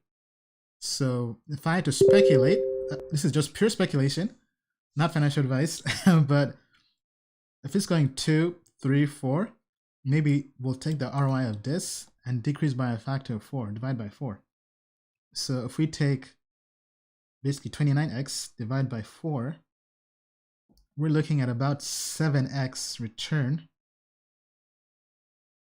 from current prices. Let me just take a look here and see what we get here. So current price of Bitcoin is about 7,000. So we're looking at about $50,000 Bitcoin is what this could be. Now this is just pure speculation, right? So because this is definitely not a large enough sample size, but if that ends up being true, where it's decreasing by a factor of 2, prior to the first halving, then to 3, then to 4, if that keeps on going, then I think a safe, or rather conservative, expectation for Bitcoin price could be about $50,000 Bitcoin, which would definitely be a new all-time high, and it would definitely be. We just landed on the moon in the Lambo. Okay, but don't go out there and buy based off of this. Do your own research, do your own due diligence. But I mean, I think the signs or the logic for $50,000 BTC sounds good. Now, on the other hand, we could say that's very, very low. I mean, because we all want Bitcoin to go to $1 million. Okay, I mean, we all want to. My money. Shut up and take my money. Right? That's what we all want. Shut up and take my money. So this model is basically saying that to kind of play devil's advocate, it's basically saying Bitcoin is going to cap out at $50,000 and then come back crashing.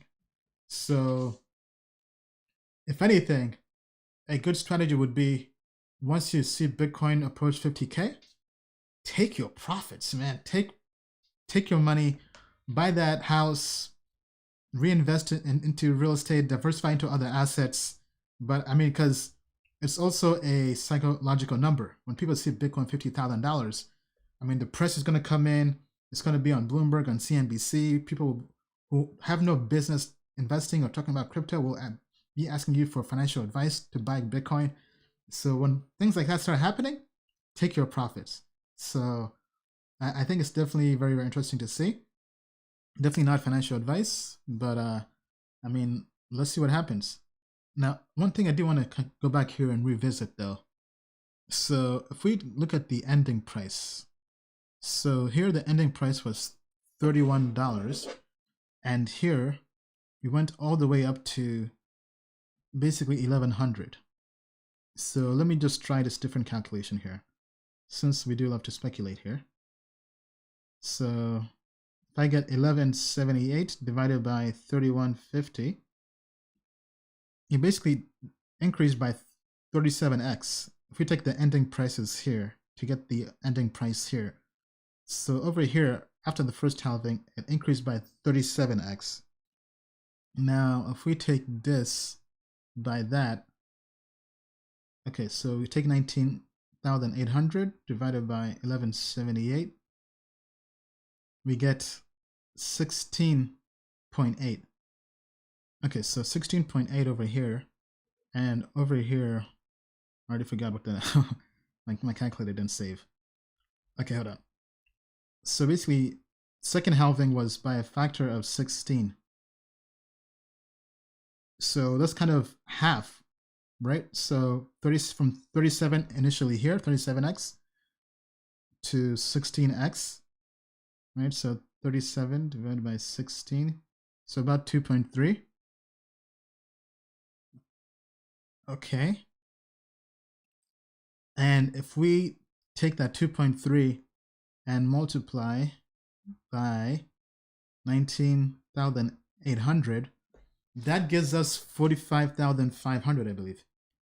So looking at it from both ways, it's basically saying Bitcoin's going to reach about $45,000 to $50,000. So, I mean, I kind of like that logic. It's definitely pure speculation. I mean, so take it with a huge pile of salt. Okay, don't take it with a grain of salt, but take it with a huge pile of salt. Don't go out there and invest based purely on that. But I think that's a good idea. I mean, $45,000 to $50,000 range for Bitcoin post halving.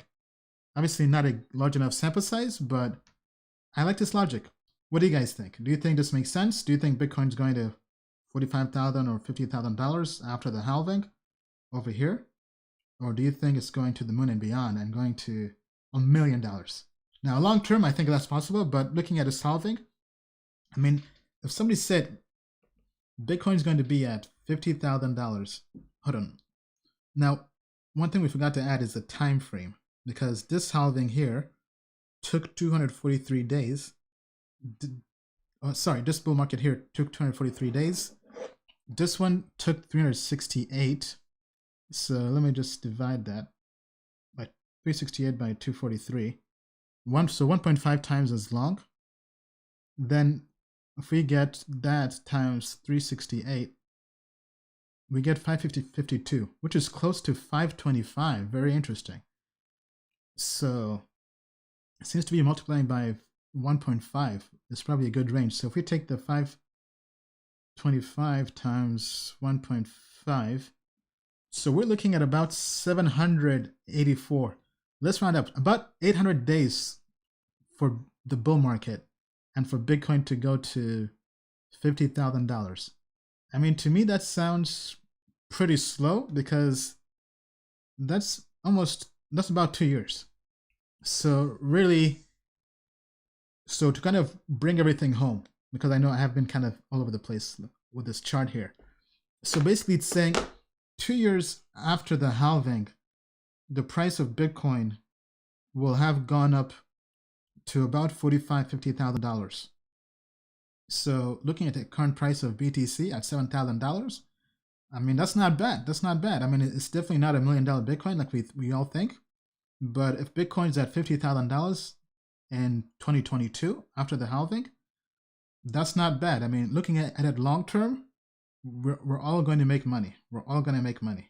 So obviously this is just pure speculation, but I mean, so far in this very small sample size, it does seem to kind of make some logical sense. But obviously black swans do happen, and as somebody mentioned earlier, we've never really had halvings where we had the ability to short Bitcoin. So this is something that definitely does throw a wrench into everything, right? And into all the models and speculation out there. But I think all of us here will probably say that we're very bullish on crypto and Bitcoin. Let me know what you guys think.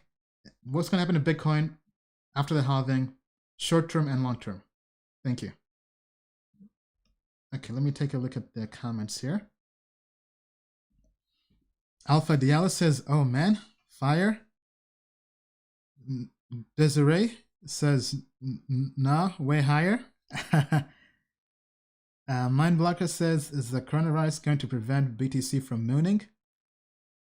I mean, I don't. Short term, yes. Long term, no. Right? Long term, I think Bitcoin is going to fare very, very well because. Okay, I mean, so question is, will the coronavirus stop Bitcoin from mooning? Short term, I think it's definitely going to affect it. Long term, I don't think so. Because if we look at short term, Bitcoin did drop. And almost in a way, it has been affected by the coronavirus. But because BTC dropped as low as $4,000 and lower, now it's bounced back to $7,000.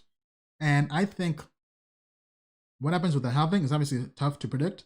But long term, we think Bitcoin is going to do well, right? Because you've heard my earlier prediction looking at that analysis. We think in 2 years, Bitcoin's price will be $45,000, if not $50,000. And I mean, that would be good. Obviously, not as high as we all want, because we all want to go to the moon and beyond, to go to $1 million Bitcoin. But if you said worst case, $50,000, that sounds good. That's pure speculation, of course, but I think it sounds good. Now, the main factor why it's tough to say is because short term, coronavirus has affected capital markets and stocks. And yes, there has been a brief bounce back where I believe the markets have recovered about 25% or so, but we have to factor this in. Earnings haven't really come out yet. We have Q1 earnings coming in, Q2 earnings coming in as well, and all these companies are going to be decimated. I mean, talk about like the worst day ever or worst week ever. Because if we go, let me just Google here real quick, cruise lines, for example. All right, cruise line. I mean, they're down drastically. So let's see how they're faring. Now, just give me 1 second here to pull up all this information. Cruise lines, airline companies, I mean, all of them have been completely, utterly decimated. So this is from the monthly full. So this is April 7th. This is from earlier in the week. So here we have S&P 500. That was down 17%. So it has bounced back. This is year to date. Let me pull this in here. Okay, sorry, that's not what I wanted. But if we look at airline companies, Norwegian Cruise Line is down 80%. 80%, unbelievable. Carnival is down 76%. Royal is down 75%. I mean, to go down 80% in 3 months, basically, they're on the verge of going bankrupt. I mean, I haven't looked at the stock or balance sheet, but I mean, to lose 80% of the money, that's a crypto L. I mean, that's what we say. I said, hold up, wait a minute. Something ain't right. I mean, so, and they haven't really had a chance to report their earnings, because the way earnings work are, yes, we're all expecting bad results, but if they're going to be worse than we all expect, it's going to go down even lower. I mean, I know some people are saying that the market has bounced back. I don't think we can really say it's bounced back yet until the effect of those bad earnings have been priced in. Because, I mean, Norwegian Airlines is down 80%. So let's give them 3 months to report earnings and have the market reprice that, revalue that. And once we've seen how that's received, then we'll have an idea of how bad it is, or if things have bounced back. So because of that, and because in the last crash on Black Thursday in crypto back in March, about a month ago, where crypto, Bitcoin, Ethereum tanked 30%, 40% in 1 day, just because people were looking for liquidity from those asset classes. Because in a liquidity crunch or crisis, nobody cares about how good an asset is. They're just looking for money. Because if the exchange you're on, whether it's Goldman Sachs or whatever in equities, gives you a margin call and says you have to provide more capital, and the only capital you have left is maybe in crypto, you take profit on those gains you have in crypto to pay, right? So because of that, you don't really care what you're selling. And sometimes with forced liquidations, I mean, the exchange sells for you. You have no choice. So with all that happening right now Bitcoin did in a way briefly decouple faster from the liquidity crisis than equities, because equities are bouncing back this week or last week, while Bitcoin bounced back a lot faster. So, which was good, but it didn't really go to the moon like we all thought. But so far, I think Bitcoin has fared pretty well. I would say it's fared pretty well. Now, I feel like equities and stocks will get hit again with earnings over the course of the next 3 to 6 months. And once that happens and things are repriced, we'll see how Bitcoin gets affected. So I think Bitcoin could have a brief, I would say brief crash or even flash crash again when those earnings start to hit and people start seeing that, oh man, unemployment is going to 20% in America. Inflation is happening. Hyperinflation is possibly happening. I mean, when all these big stressor events or catalysts happen, Bitcoin and crypto will have a flash crash again, I think, because people will be fleeing to cash. People will want liquidity. Yeah, that's why I've been looking heavily into gold and other precious metals. Haven't bought any yet, but I've just been doing my research, my due diligence, because I mean that's what we have to do in times like this. We have to hedge against everything. And gold has fared well. That's why earlier this week our team was looking into Paxos Gold as a possible option. It's a cryptocurrency that's pegged to gold price, and we'll have the official review up on Tokenmetrics probably in the coming week. So stay tuned on that. But yeah, I mean, I think it's tough to say, but overall, very, very bullish long-term on Bitcoin and crypto. As mentioned before, we think, looking at that pure speculation analysis I did, looking at the halving chart, I mean, one could say BTC could reach $50,000 2 years after the halving. Obviously not $1 million price like we all would like, but I mean, it's getting there. Baby steps, right? One small step for mankind, one giant leap for crypto and Bitcoin. Okay, let's go back to the forum for questions. Okay, this is from Pedro. Hello everyone, welcome to the Quant Network channel. Here's fundamental analysis I've wrote about the project and why I believe it has the capability of reaching Ripple market cap in the future. Hope you like it. Okay, P.S. At the end of the article, I linked a lot more articles. Okay, let's check this out real quick. This is from Uptrend. Thank you for sharing this, Pedro. Okay, he goes through the team, the advisors, what they're doing, the partnerships. Like I'm seeing Oracle, Hyperledger. Are these companies they're using for their services for? Because sometimes crypto companies do kind of hype up the partnerships when they're just customers. Okay, GitHub. Okay, thank you for sharing this, Pedro. So I think this was filed on. This should be filed under investing. Yeah, investing. Hey, thanks for sharing that. Appreciate that, Diego. I mean, sorry, not Diego, Pedro. Okay, next question. Atom versus XTZ. So basically Cosmos versus Tezos. Which platform has the most profit potential? At the moment, Atom appears to have exited the top 20. So do people think that the potential upside for Atom will be better than Tezos if one were to invest in it now? Or is XTZ a safer? I mean, so if we go to Tokenmetrics, let's go to the ratings. So we can go to short term. If we go to short term, sorry, meaning that in the next 30 days or so, Tezos has a market cap of 10, but a Tokenmetrics rank of 34. So right now it's basically overvalued, we think. And if we look at Atom is market cap of 25, Tokenmetrics rank of 24. So we like Cosmos short term. Basically for this month of April, TA is bullish. So 77.5 versus 76.5, so it's kind of the same. Now, if we go long term as of today, 65 with a rank of 37. And if we go to this, 10 with a rank of 25, 72.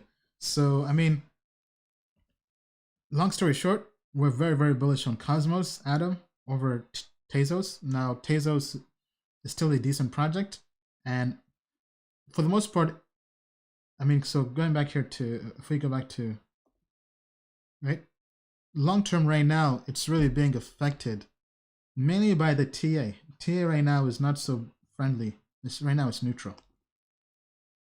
But while Cosmos has great fundamentals, great technology. Now, obviously there were some issues or scandals with the founder dropping off and going to pursue some other project. But assuming the project can maintain and keep on going in a decentralized fashion, I mean, Cosmos is one of our favorite projects. Obviously, not just our opinion, not financial advice, based on our research, looking at the code, the technology, the fundamentals. But I highly encourage you to go and read the entire report on Cosmos and Tezos on tokenmetrics.com. We do have a 14-day free trial, so definitely make sure you check that out. If you cannot afford the plan, don't worry. That's why we're giving away free plans this month to most actively engaged people on the Tokenmetrics forum. Just go to forum.tokenmetrics.com. Okay, so moving on to the next question here. We get this question almost every show. All right. 100x project within the next 3 to 5 years. Okay, this is from Harv W.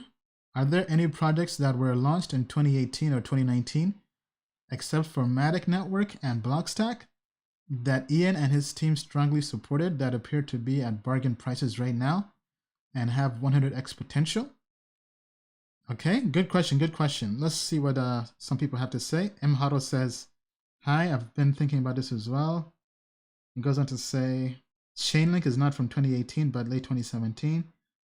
I thought that one is a good bet, by the way it's going. Crypto Possible says, I think I heard Helium being discussed as one of the top projects. I would think Atom and Ren. Okay. So let me take a look here. So what projects have 100x potential in the next 5 years? So honestly, we would have to go to Tokenmetrics. This is why we built the platform for. So I would say let's filter based on market cap. So let's filter less than 30 million market cap. Okay, I guess this filter is not working. Okay, sorry for that. Let me... Oh, is it not taking commas? Okay, I have to talk to a developer. Okay, it's not taking commas. Okay, so I would say that. Then I would say, then filter based on grade. Let's add a filter for this. A grade greater than 70. Okay, is this...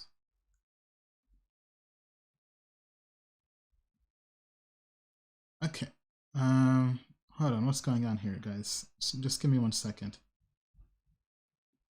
Let's make this 50 million.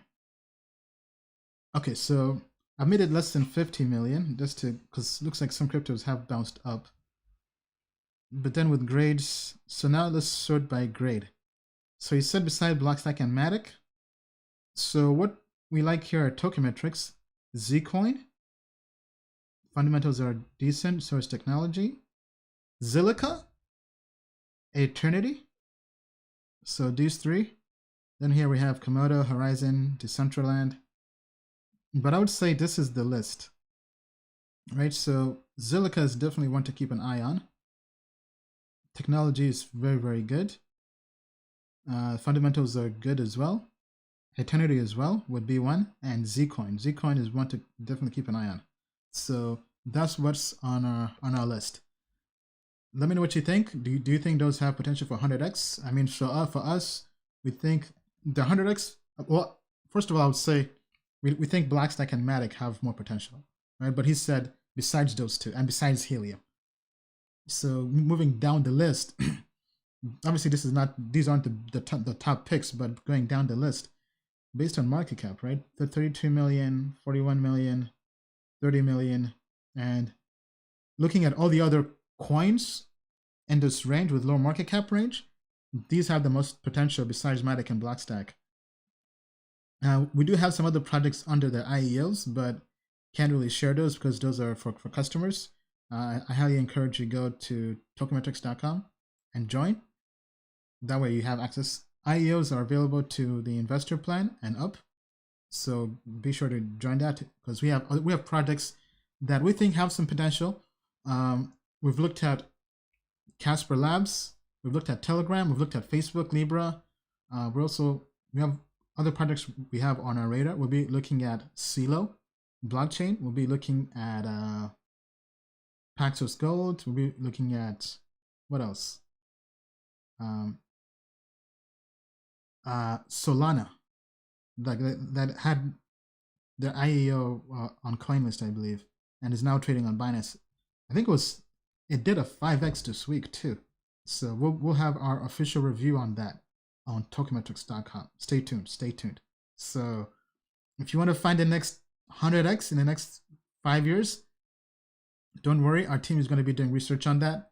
And now we'll be sending out more investor report emails, so stay tuned on that. We'll be emailing those out to our customers subscribed on tokenmetrics.com. So make sure your email is marked as not spam, so you can get our emails and our reports when we send them to you. So stay tuned. I mean, in this quarantine, the next few months, we'll be bringing the fire with the investment reports, giving you thorough breakdowns on the fundamentals, the technology, and really the team and what we think some of these projects will do well or whether they're duds. So stay tuned. Okay, let's see here. Next question.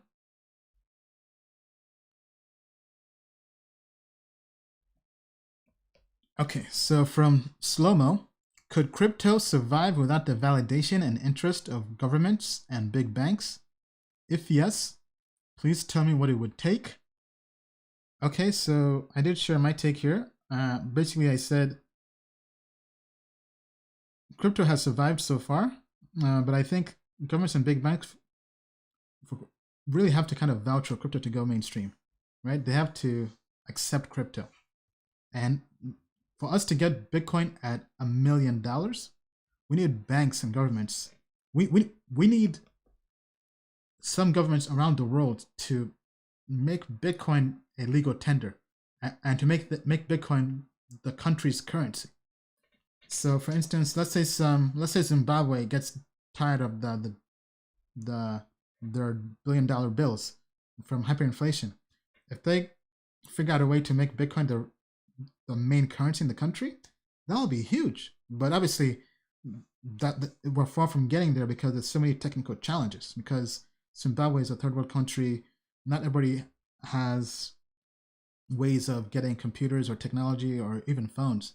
I mean, but I think what's been done in East Africa with M-Pesa, with mobile money, if that can be replaced with Bitcoin, I mean, that'll be huge, right? But we basically have to create ways for using crypto on dumb phones. And it's not quite there yet, but because of that, I don't really think developed countries will be the initial place where it happens. I think it will happen in a developed country, but developed countries would really have to say, you know what, we're done. Either we're done with our local currency, with our own currency, or we're done with the US dollar. So maybe in a world where the US dollar crashes, countries can either go to the gold standard, or maybe they choose the Bitcoin standard. And if that happens, oh man. Shut up and take my money. Shut up and take my And money. up to the moon and We beyond. just landed on the moon in the Lambo. Right? So if that happens, to the moon and beyond. Now, kind of playing devil's advocate here, let's see. I mean, because the question is, can crypto survive without validation from governments? Okay, I mean, so I've said that we need validation from governments for crypto to survive. Yes, it can survive because it has already, but it will just be in the shadows. It won't really be anything big. It will just be that hipster in the room, you know? And we don't want to be that hipster, because that hipster in the room is not going to get us to millions or billions of dollars with Bitcoin. We have to sell out in a way. I mean, I know the crypto decentralized ecosystem, the crypto anarchists don't want that to happen, but I'm sorry, but as investors, we're in this for the money. Yes, we like the principles and all that stuff, but those principles don't help us if we're broke. Okay, so we're here to invest, we're here to speculate, but obviously more for the long term. And I would say we have to sell out. I'm sorry, we have to sell out to make this money. I mean, all the big people and companies in crypto have already sold out. I mean, all the big exchanges, Coinbase, Binance, they sold out. They do KYC, AML. I mean, DeFi is bubbling up, but DeFi eventually will have to sell out and add KYC, AML. I mean, IDEX was blowing up and replaced Ether Delta as the best DEX platform. And guess what? They sold out too. Now you have to do KYC, AML. So I'm sorry, for crypto to blow up and go mainstream, we have to sell out. But don't worry, by being early, we'll reap the benefits and the gains from selling out. So it's called selling out because you're getting paid. Okay, you're getting paid, right? So to sell out does not mean you don't get paid. I mean, if you're in early, the whole point is to sell out and to make money, right? So, but anyway, going back to the other perspective, can crypto survive without validation from governments? It's tough to really even have a devil's advocate position because governments will fight tooth and nail to stop that from happening. We've seen what happened with Libra. And yes, Bitcoin and crypto is decentralized, and it has survived for the most part, but it's still been pretty challenging to have fiat on-ramps. So unless Bitcoin improves its user experience, the user interface, user experience, there'll be lots of friction, right? Because it's hard for people anywhere in the world to go and buy Bitcoin. In the developed world, it's easy, but even in the developed world, it's tough because there's so many hoops to jump through.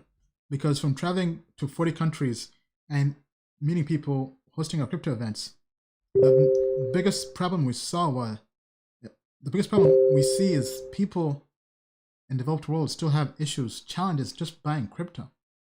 I know Binance is now going global and is making things easier by letting people buy crypto with credit cards and debit cards that have Visa and all that stuff. But I mean, when I was in Uganda, when I was in Kenya, when I was in Nigeria, people said, hey, I mean, over here, it's tough buying crypto even with fiat.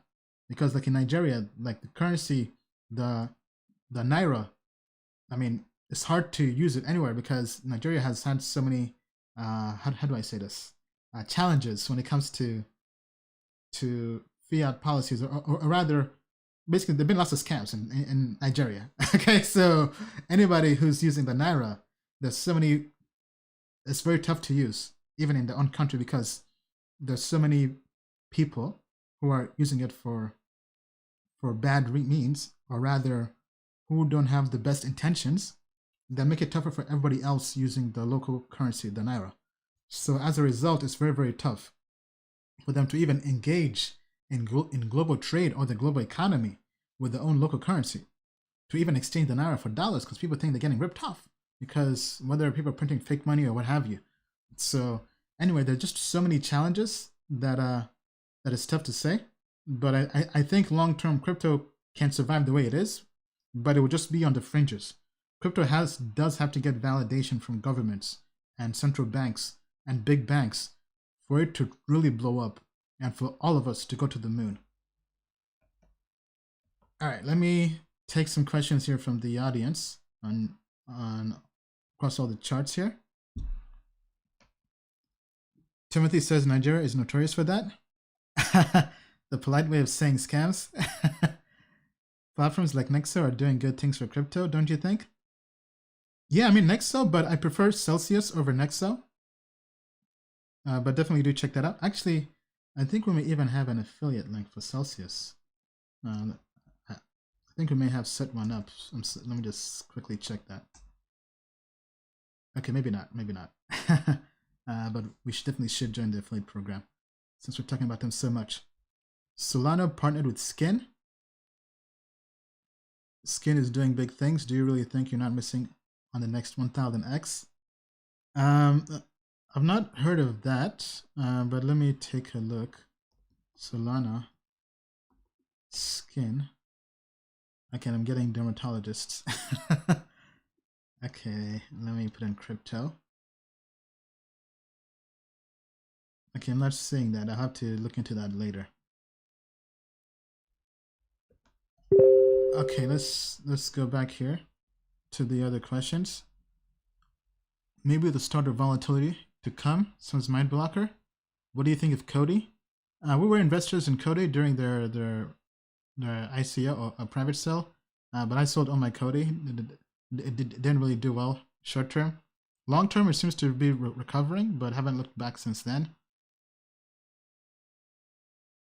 Every show you do BTC moves fast. Would be good if you kept a check on it through your shows. Okay, yeah, you can do that.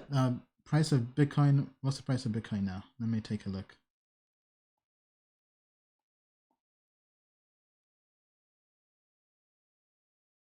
Bitcoin is 6,700. Ethereum is 152. Okay, yeah, so it seems to be going down. Thoughts on Unibright? I think we looked at that a while back. Didn't really like it. Do you use a console to switch video on screen?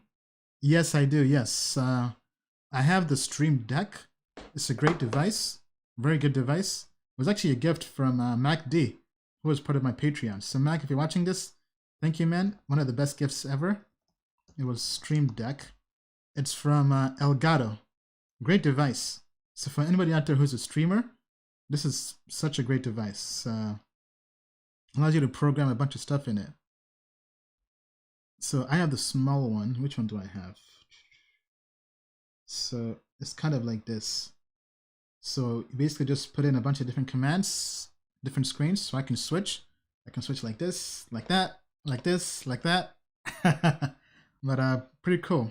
He gave it to me as a gift, and he's from Australia, but I met him with his friends in Philippines. He came to our meetup at that time, so I had a chance to have dinner with him. Yeah, him and his friend Max. Max was the creator of that Telegram. I think Bettergram, but unfortunately Max passed away. R.I.P. So I had dinner with him and his mom as well, I believe, his family. So that was pretty cool. Pretty cool meeting people in the Patreon and in the community in person. But he gave that to me as a gift, and one of the best gifts ever. I still use it to this day. Okay, all right. Next question here. The shared Google Doc stuff. Yes, so we've evolved away from the spreadsheet to tokenmetrics.com. So definitely recommend you sign up if you haven't yet already, especially in times like this. We have, if I go, let me just pull it up here. We have 14-day free trial. So someone was asking what is Tokenmetrics. So the quick rundown on Tokenmetrics, it's basically an evolution of my spreadsheet on steroids. Just go to tokenmetrics.com and sign up. We have a trailer here going through our philosophy, but basically it's right here, right? We provide crypto investment research to crypto investors, typically DIY investors, do-it-yourself investors, ranging, and we use professional analysts from IBM, myself, Goldman Sachs, Bill Noble, Paresh from Goldman Sachs as well, JP Morgan, Morgan Stanley, and we leverage analytics and artificial intelligence, AI, basically machine learning technology, to rate cryptocurrencies. And we have customers in over 35 countries, ranging from people who just launched crypto funds to DIY investors. We have ratings and rankings, real-time technical analysis, 30-day price predictions. So definitely go to the site and check it out. If you're still doubtful, don't worry. We have webinars available. We have a long-form video as well for you to go through and learn more about Tokenmetrics. Down here is the pricing. So basic plan, which we still haven't canceled yet, but I talked about we have plans to cancel this in April and just downsize to just hodler, investor, and professional. So if you haven't yet already, it's basically $5 a month for 12 months. $60 a year. Hodler plan is $20 a month for 12 months. So yeah. So this is $240 a year. Investor plan is $50 a month for 12 months. So it's $600 a year. And professional plan is $200 a month for 12 months, or $2,400 a year. So try it for free. We have free trials for investor, hodler, and basic plan. No free trial, unfortunately, for professional plan. And yeah, webinar is over here to sign up, going through everything. So this is we have a 45-minute video breaking down token metrics. This is kind of like a long-form sales video if you want to learn more. Then we have webinar as well. You can just join this, and this one is about 90 minutes long. So learn more about token metrics over there. Okay. All right. Now let's go to the last question here on the forum. We've been going for almost 3 hours, which is great. Okay. So opinions on BDAO project. I've been seeing a lot of YouTubers promoting this token. Personally, I don't trust the project. What do you guys think? What do you guys girls think? Amir says, don't take YouTubers seriously. They always try to promote paid content. Yes, very true. It's your hard-earned money, so use your own brain before throw it into any project. My thoughts is it is a gamble. You are trusting them for many months ahead of launch with your dollars. Might turn out those dollars could be better invested right now. Very true. Basically, I said that I would urge to be cautious with all new cryptocurrencies, especially those not on a large liquid exchange. Very, very true. Okay, so let me now Google this and see what we find. This is the Binance project, I believe, the Binance DeFi project. Okay, so BDAO, not sure how it's pronounced. It sounds like bidet. And that's the thing in the toilet that sprays. Anyway, back on topic, Ian. Okay, so decentralized finance and trustless stablecoin on Binance chain. All right, staking power is 30%. So it drops 3% after ICO. Okay, so they're doing an ICO. Okay, I'm seeing some videos here. Let's see. So BNB as collateral for loans. Trustless USD stablecoin on Binance chain. Stake your BID token. Okay, this is the CEO. I mean, looks like a baby. I mean, I'm sorry, but looks like a baby. Last time I said that was for a project. What project was that? Was it for Loki? It was for some project, and that project ended up shutting down and getting a judgment from the SEC. And basically, I was right. Okay, so I'm not saying I'll be right again this time, but I mean, this kid looks like a baby. Okay, let's take a look at him. Bastian. Co-founder Croco Coding. So it's some coding company, custom websites, IoT developer. Okay, he graduated in 2020. So this guy's a senior. He basically graduated this year. And he's doing an ICO. Okay, I mean, yeah, so he's basically 21, 22. I mean, unfortunately, I think that's a little too young for my take. Marketing expert, PhD researcher. Okay, so going through all this. I mean, okay, so where's that? Let's go to the white paper. A trustless stablecoin based on Binance chain.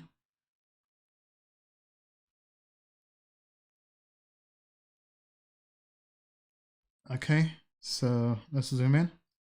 The BIDAO cryptocurrency, BID, utilizes a completely decentralized proof-of-stake blockchain with an additional collateral-backed value token, which is 100% stable in value, quite in contrast to, for example, Bitcoin, Binance Coin, or Ethereum, which experience huge fluctuation. Okay, as settlement layer, the BIDAO system utilizes the Binance chain This means that you can also freely interact with all crypto assets that are running on Binance Chain. In future, ByDAO will also be integrated with other blockchains like Ethereum, Tezos, and EOS. This way, ByDAO becomes the one-stop shop for decentralized finance applications. Okay, so basically they're trying to build a DAI type coin, or make a DAO type coin. Yeah, well, I would say DAI type coin with MakerDAO type system, right? So they would say here the only similar system is MakerDAO, but MakerDAO is completely dependent on the Ethereum blockchain and therefore not able to interact frictionless with other crypto assets. Well, I mean, there isn't really much happening on the Binance chain. There's more happening on Ethereum than Binance chain. Okay, I mean, this seems like a BNB type hustle, right? They're trying to get points just for building on Binance chain. Okay, so they're going straight to the fundraising. Okay, they haven't told us anything about the technology. They haven't gone in depth in the technology, but it took. Anyway, let me just continue. Okay, market analysis. Okay, then now they're delving deep into it because that was just a summary. But I mean, not really getting why this is needed. Blockchains like EOS, Tron, and Cosmos and Tezos gain more popularity each month. So it is key to create a DeFi ecosystem that is able to communicate with all these different blockchains and their assets. Okay. Okay. BNB is collateral. Using BNB instead of ETH as collateral has multiple advantages for users. ETH is used to pay for code execution on Ethereum blockchain. ETH is not a store of value. Okay, but BNB isn't really a store of value. They say instead of that being primary coin of, I'm not really getting this sentence. BNB is the base pair for multiple other cryptocurrencies on Binance Exchange and Binance Dex. BNB is burnt. I mean, I don't really buy this. This is a horrible reasoning. Okay, the core focus of Binance Chain is to be a fast and reliable settlement layer. Okay. Ethereum and its two complete programming languages like Solidity and Viper allow Ethereum developers. Okay. So the saying sidechains are on Binance Chain. I mean, this is BS. I'm sorry, but this does not make any sense at all. Okay, then the ByDAO chain uses a delegated Byzantine fault-tolerant consensus mechanism and can support thousands of transactions. And Binance Chain is built on Cosmos, basically. Clients. Okay, so there are 3 tokens within the ByDAO ecosystem. One token is needed as a stablecoin. Another token is needed for staking, governance, and payment of fees. And of course, ByDAO is used as a collateral. Okay, I mean, so just long story short, this seems like an L. I'm sorry. Now, obviously, I've not done an in-depth review, but just if we go to the team, not an all-star. If we go to the CTO, and we go to marketing, and we go to the COO, right? Those are basically. Then let's see. This is their legal statement. I mean, I don't. Okay, so this. Okay, this is their legal statement, and it's in German. Okay. That doesn't make much sense. But okay, let's go back to the team. Okay, TEDx keynote speaker. That's not really not worthy to me. So for us, we look for people who've worked for large companies. Don't see any here. And University of Mississippi. So unfortunately, no. And when did he graduate? There's no year here, but he looks like a baby too. Looks like he's still in high school. I'm sorry. No offense. Okay, then we got here life sciences, strategy consulting, Accenture. 2 years basically. Bain Capital student trainee. Okay, so if this is true, then she has some credentials. We see Bain and Company and Accenture. Then, yeah, so actually, let us Google her real quick and see what we get. We're getting IG research, ICO bench. We're just getting ICO bench data.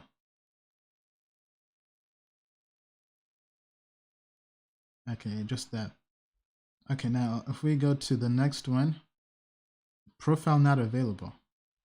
Hold on, this guy has no.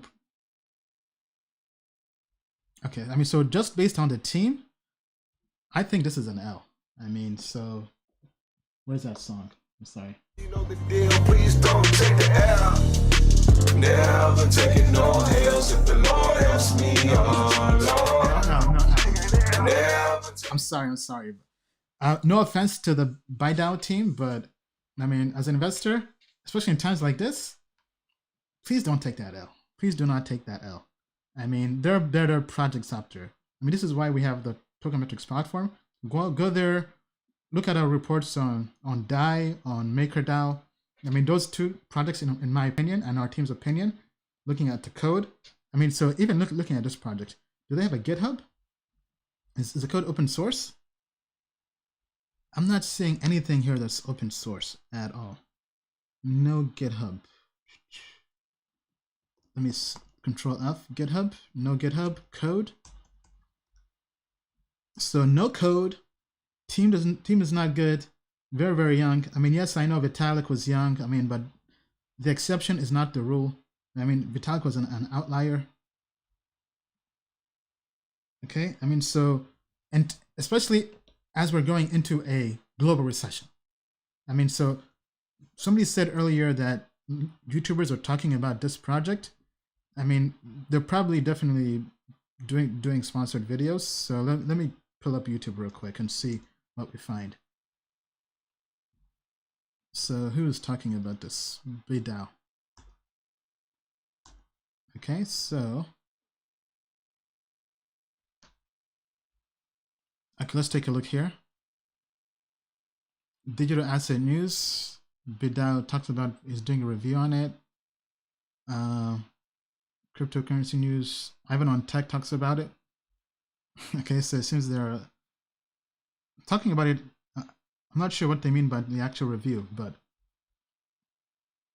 I mean, but I would say honestly, guys and girls, please don't take that L. You know the deal, please don't take the L. Keep your BTC. Taking no L's if the Lord helps me, oh Lord. Okay, so let me take a. That was the last question from the forum. So let me just refresh here. Yeah, so it's been quite a show. Definitely quite a show. If you haven't yet already, as I mentioned, go to forum.tokenmetrics.com. Let me post this in the chat so everybody can see this. Just give me 1 second here.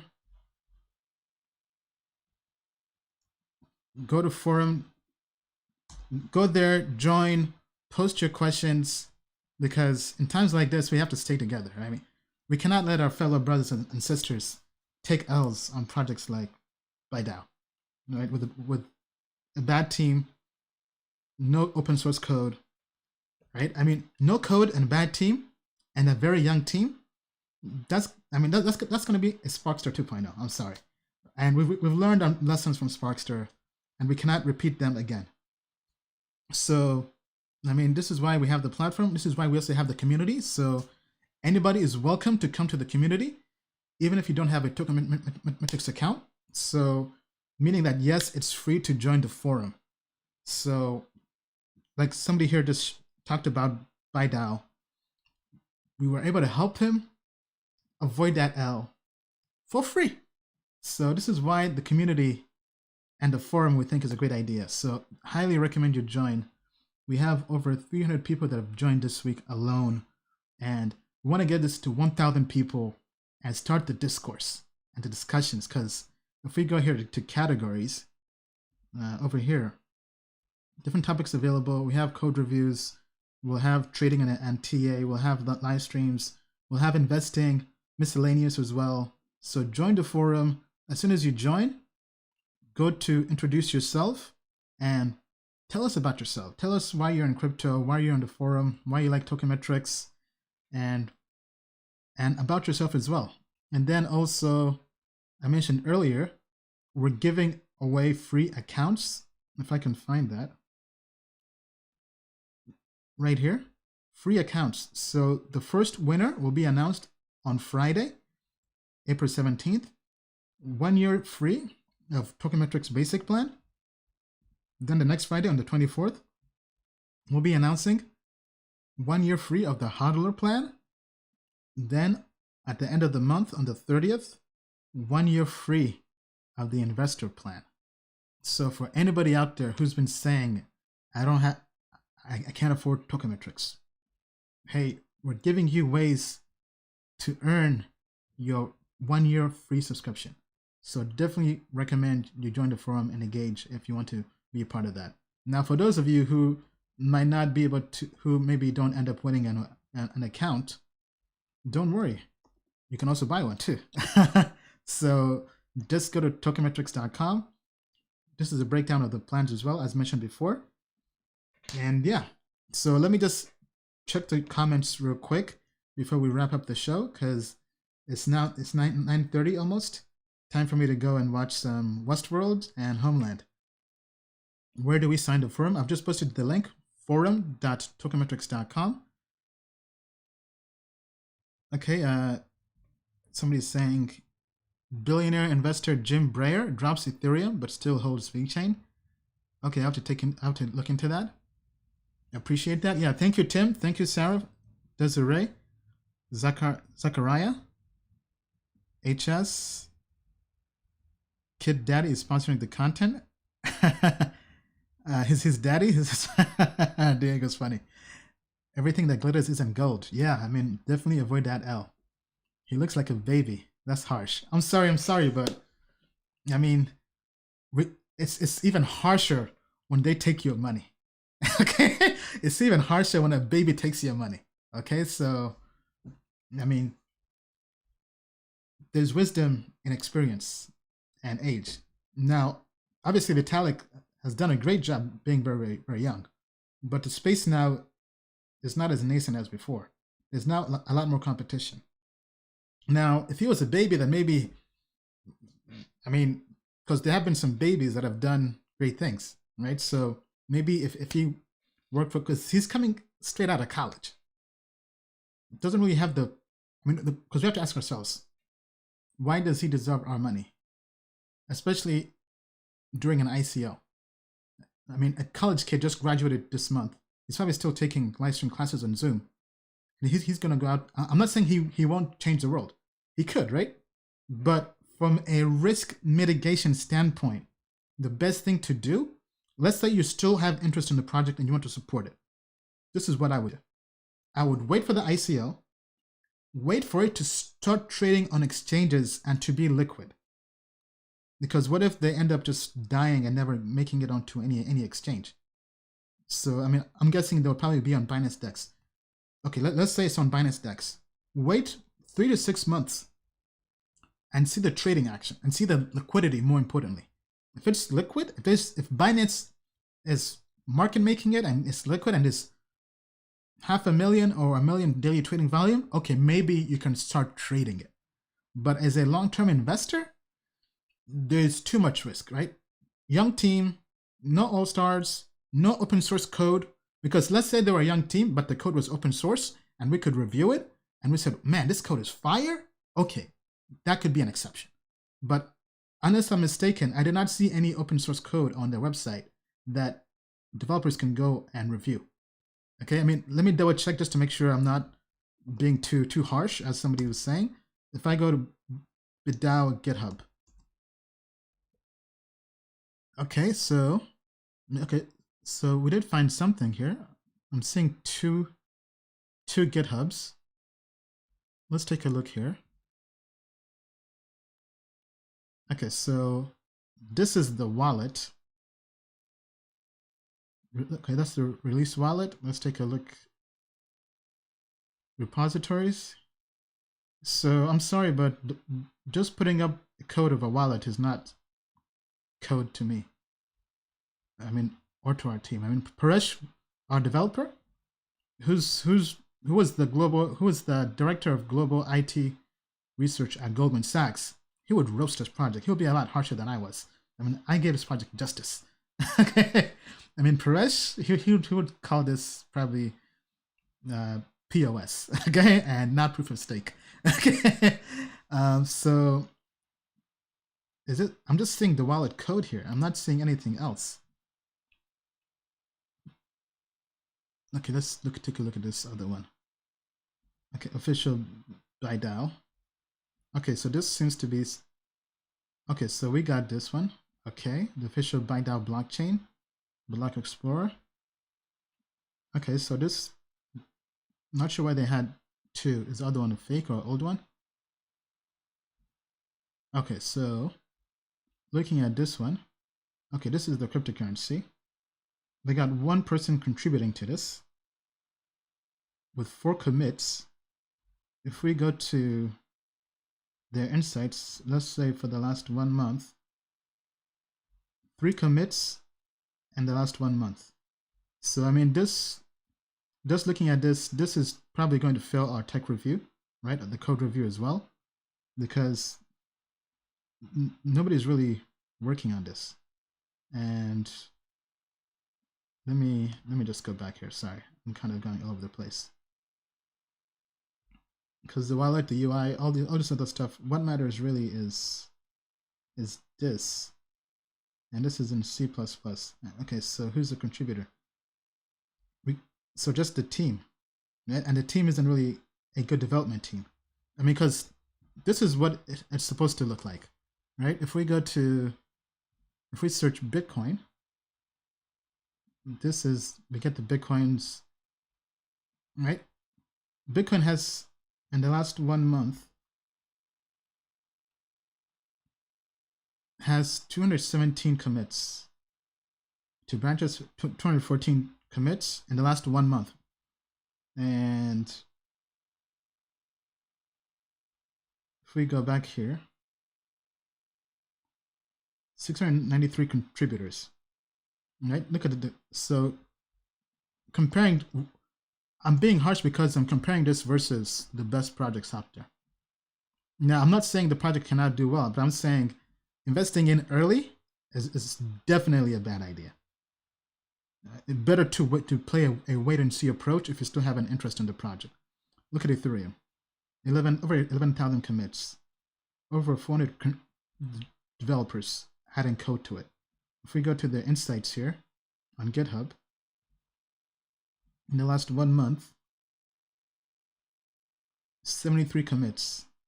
Okay, I mean, so if we go back to ByDAO,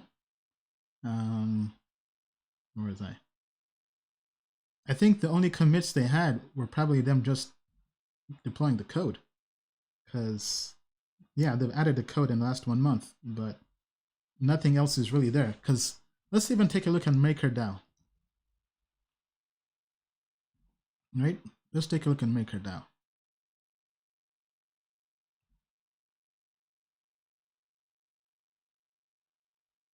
Okay, so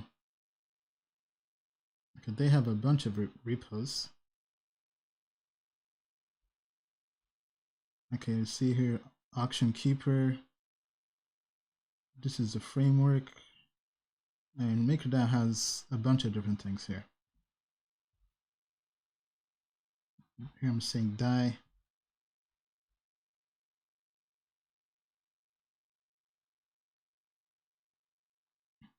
Okay, so anyway, I think this is the main one. 544 commits, 28 developers working on this.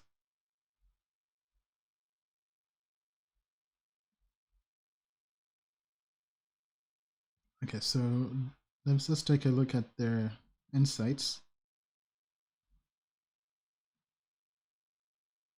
Okay, MakerDAO has 115 commits this month.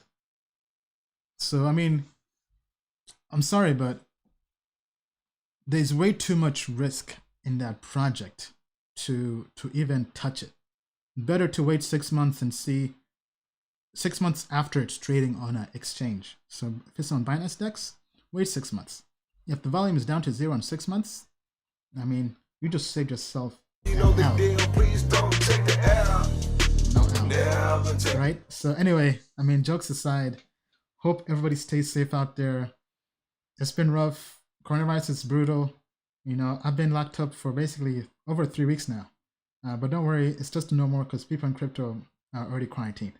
Because they're always on the computers just trading or investing. But yeah, I mean, thank you all so much. It was great. If you like this show, definitely like, subscribe, share with your friends. I mean, share to everybody who's about to take that L in Bidao.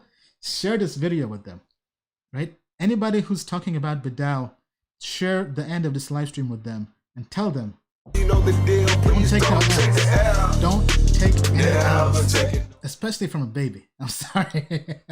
Anyway, I'll stop being harsh. With that being said, I'll see you next time. As usual, Sunday night, 6 p.m. Eastern Time. I believe it's about 11 p.m. or 10. Yeah, I would say, sorry, no, 10 p.m. UTC time, but 6 p.m. Eastern Time every Sunday night. Be sure to join tokenmetrics.com. Start your 14-day free trial to avoid taking those L's. As we like to say, the moon is not the limit. To the moon and beyond. Until next time, everybody. We out. Since the creation of the internet, every industry has been turned upside down. Amazon changed retail. Uber changed transportation. YouTube changed video forever. With the invention of crypto, money is next. At the speed technology is growing, the future of money and securities are digital. 9 out of 10 millennials do not trust banks. The value of money relies on trust. Government debt is higher than it's ever been before. Central banks continue to print money. Fortunately, the world has a new solution. Experts predict in 7 years, 10% of the world's economy will be in crypto-based assets. Today, 1 billion people have access to the financial industry. Crypto is about empowering the other 6 billion people by banking the unbanked. Do not underestimate this. Do you wish you invested in Google, Amazon, or Netflix before anyone ever knew about them? $1,000 invested in Netflix turned to over $500,000. At Token Metrics, we help you find the next Netflix. Token Metrics users think differently about investing. They are early adopters looking for financial freedom. They are people who see a better world. A world without international borders. We believe in a world where everyone has access to the next financial revolution. At Token Metrics, we are creating a bridge that gets you to that revolution. We will help you make sound investments in this new world. The world's best investors do not rely on their intuition. They embrace technology and AI to invest. Token Metrics uses AI to find invisible patterns in data to help you invest and trade in crypto. In the past, we have used our data-driven system to achieve financial freedom. Now, we are giving you the keys. We created Token Metrics to be the only platform you'll ever need to make money in crypto. We give you AI and access to crypto experts at the best price. The moon is not the limit. To the moon and beyond.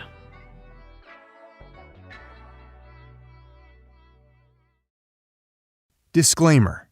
Tokenmetrics Media LLC does not provide individually tailored investment advice and does not take a subscriber's or anyone's personal circumstance into consideration when discussing investments, nor is it registered as an investment advisor or broker-dealer in any jurisdiction. Information contained herein is not an offer or solicitation to buy, hold, or sell any security. The Tokenmetrics team has advised and invested in many blockchain companies.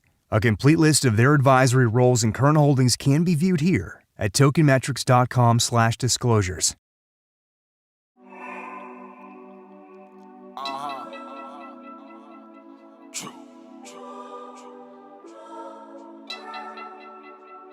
We just landed on the moon in the Lambo. It feel good, don't it? Alright. We just landed on the moon in the Lambo. Taking pictures with the zoom and the angle. We'll be coming back to you with the sample.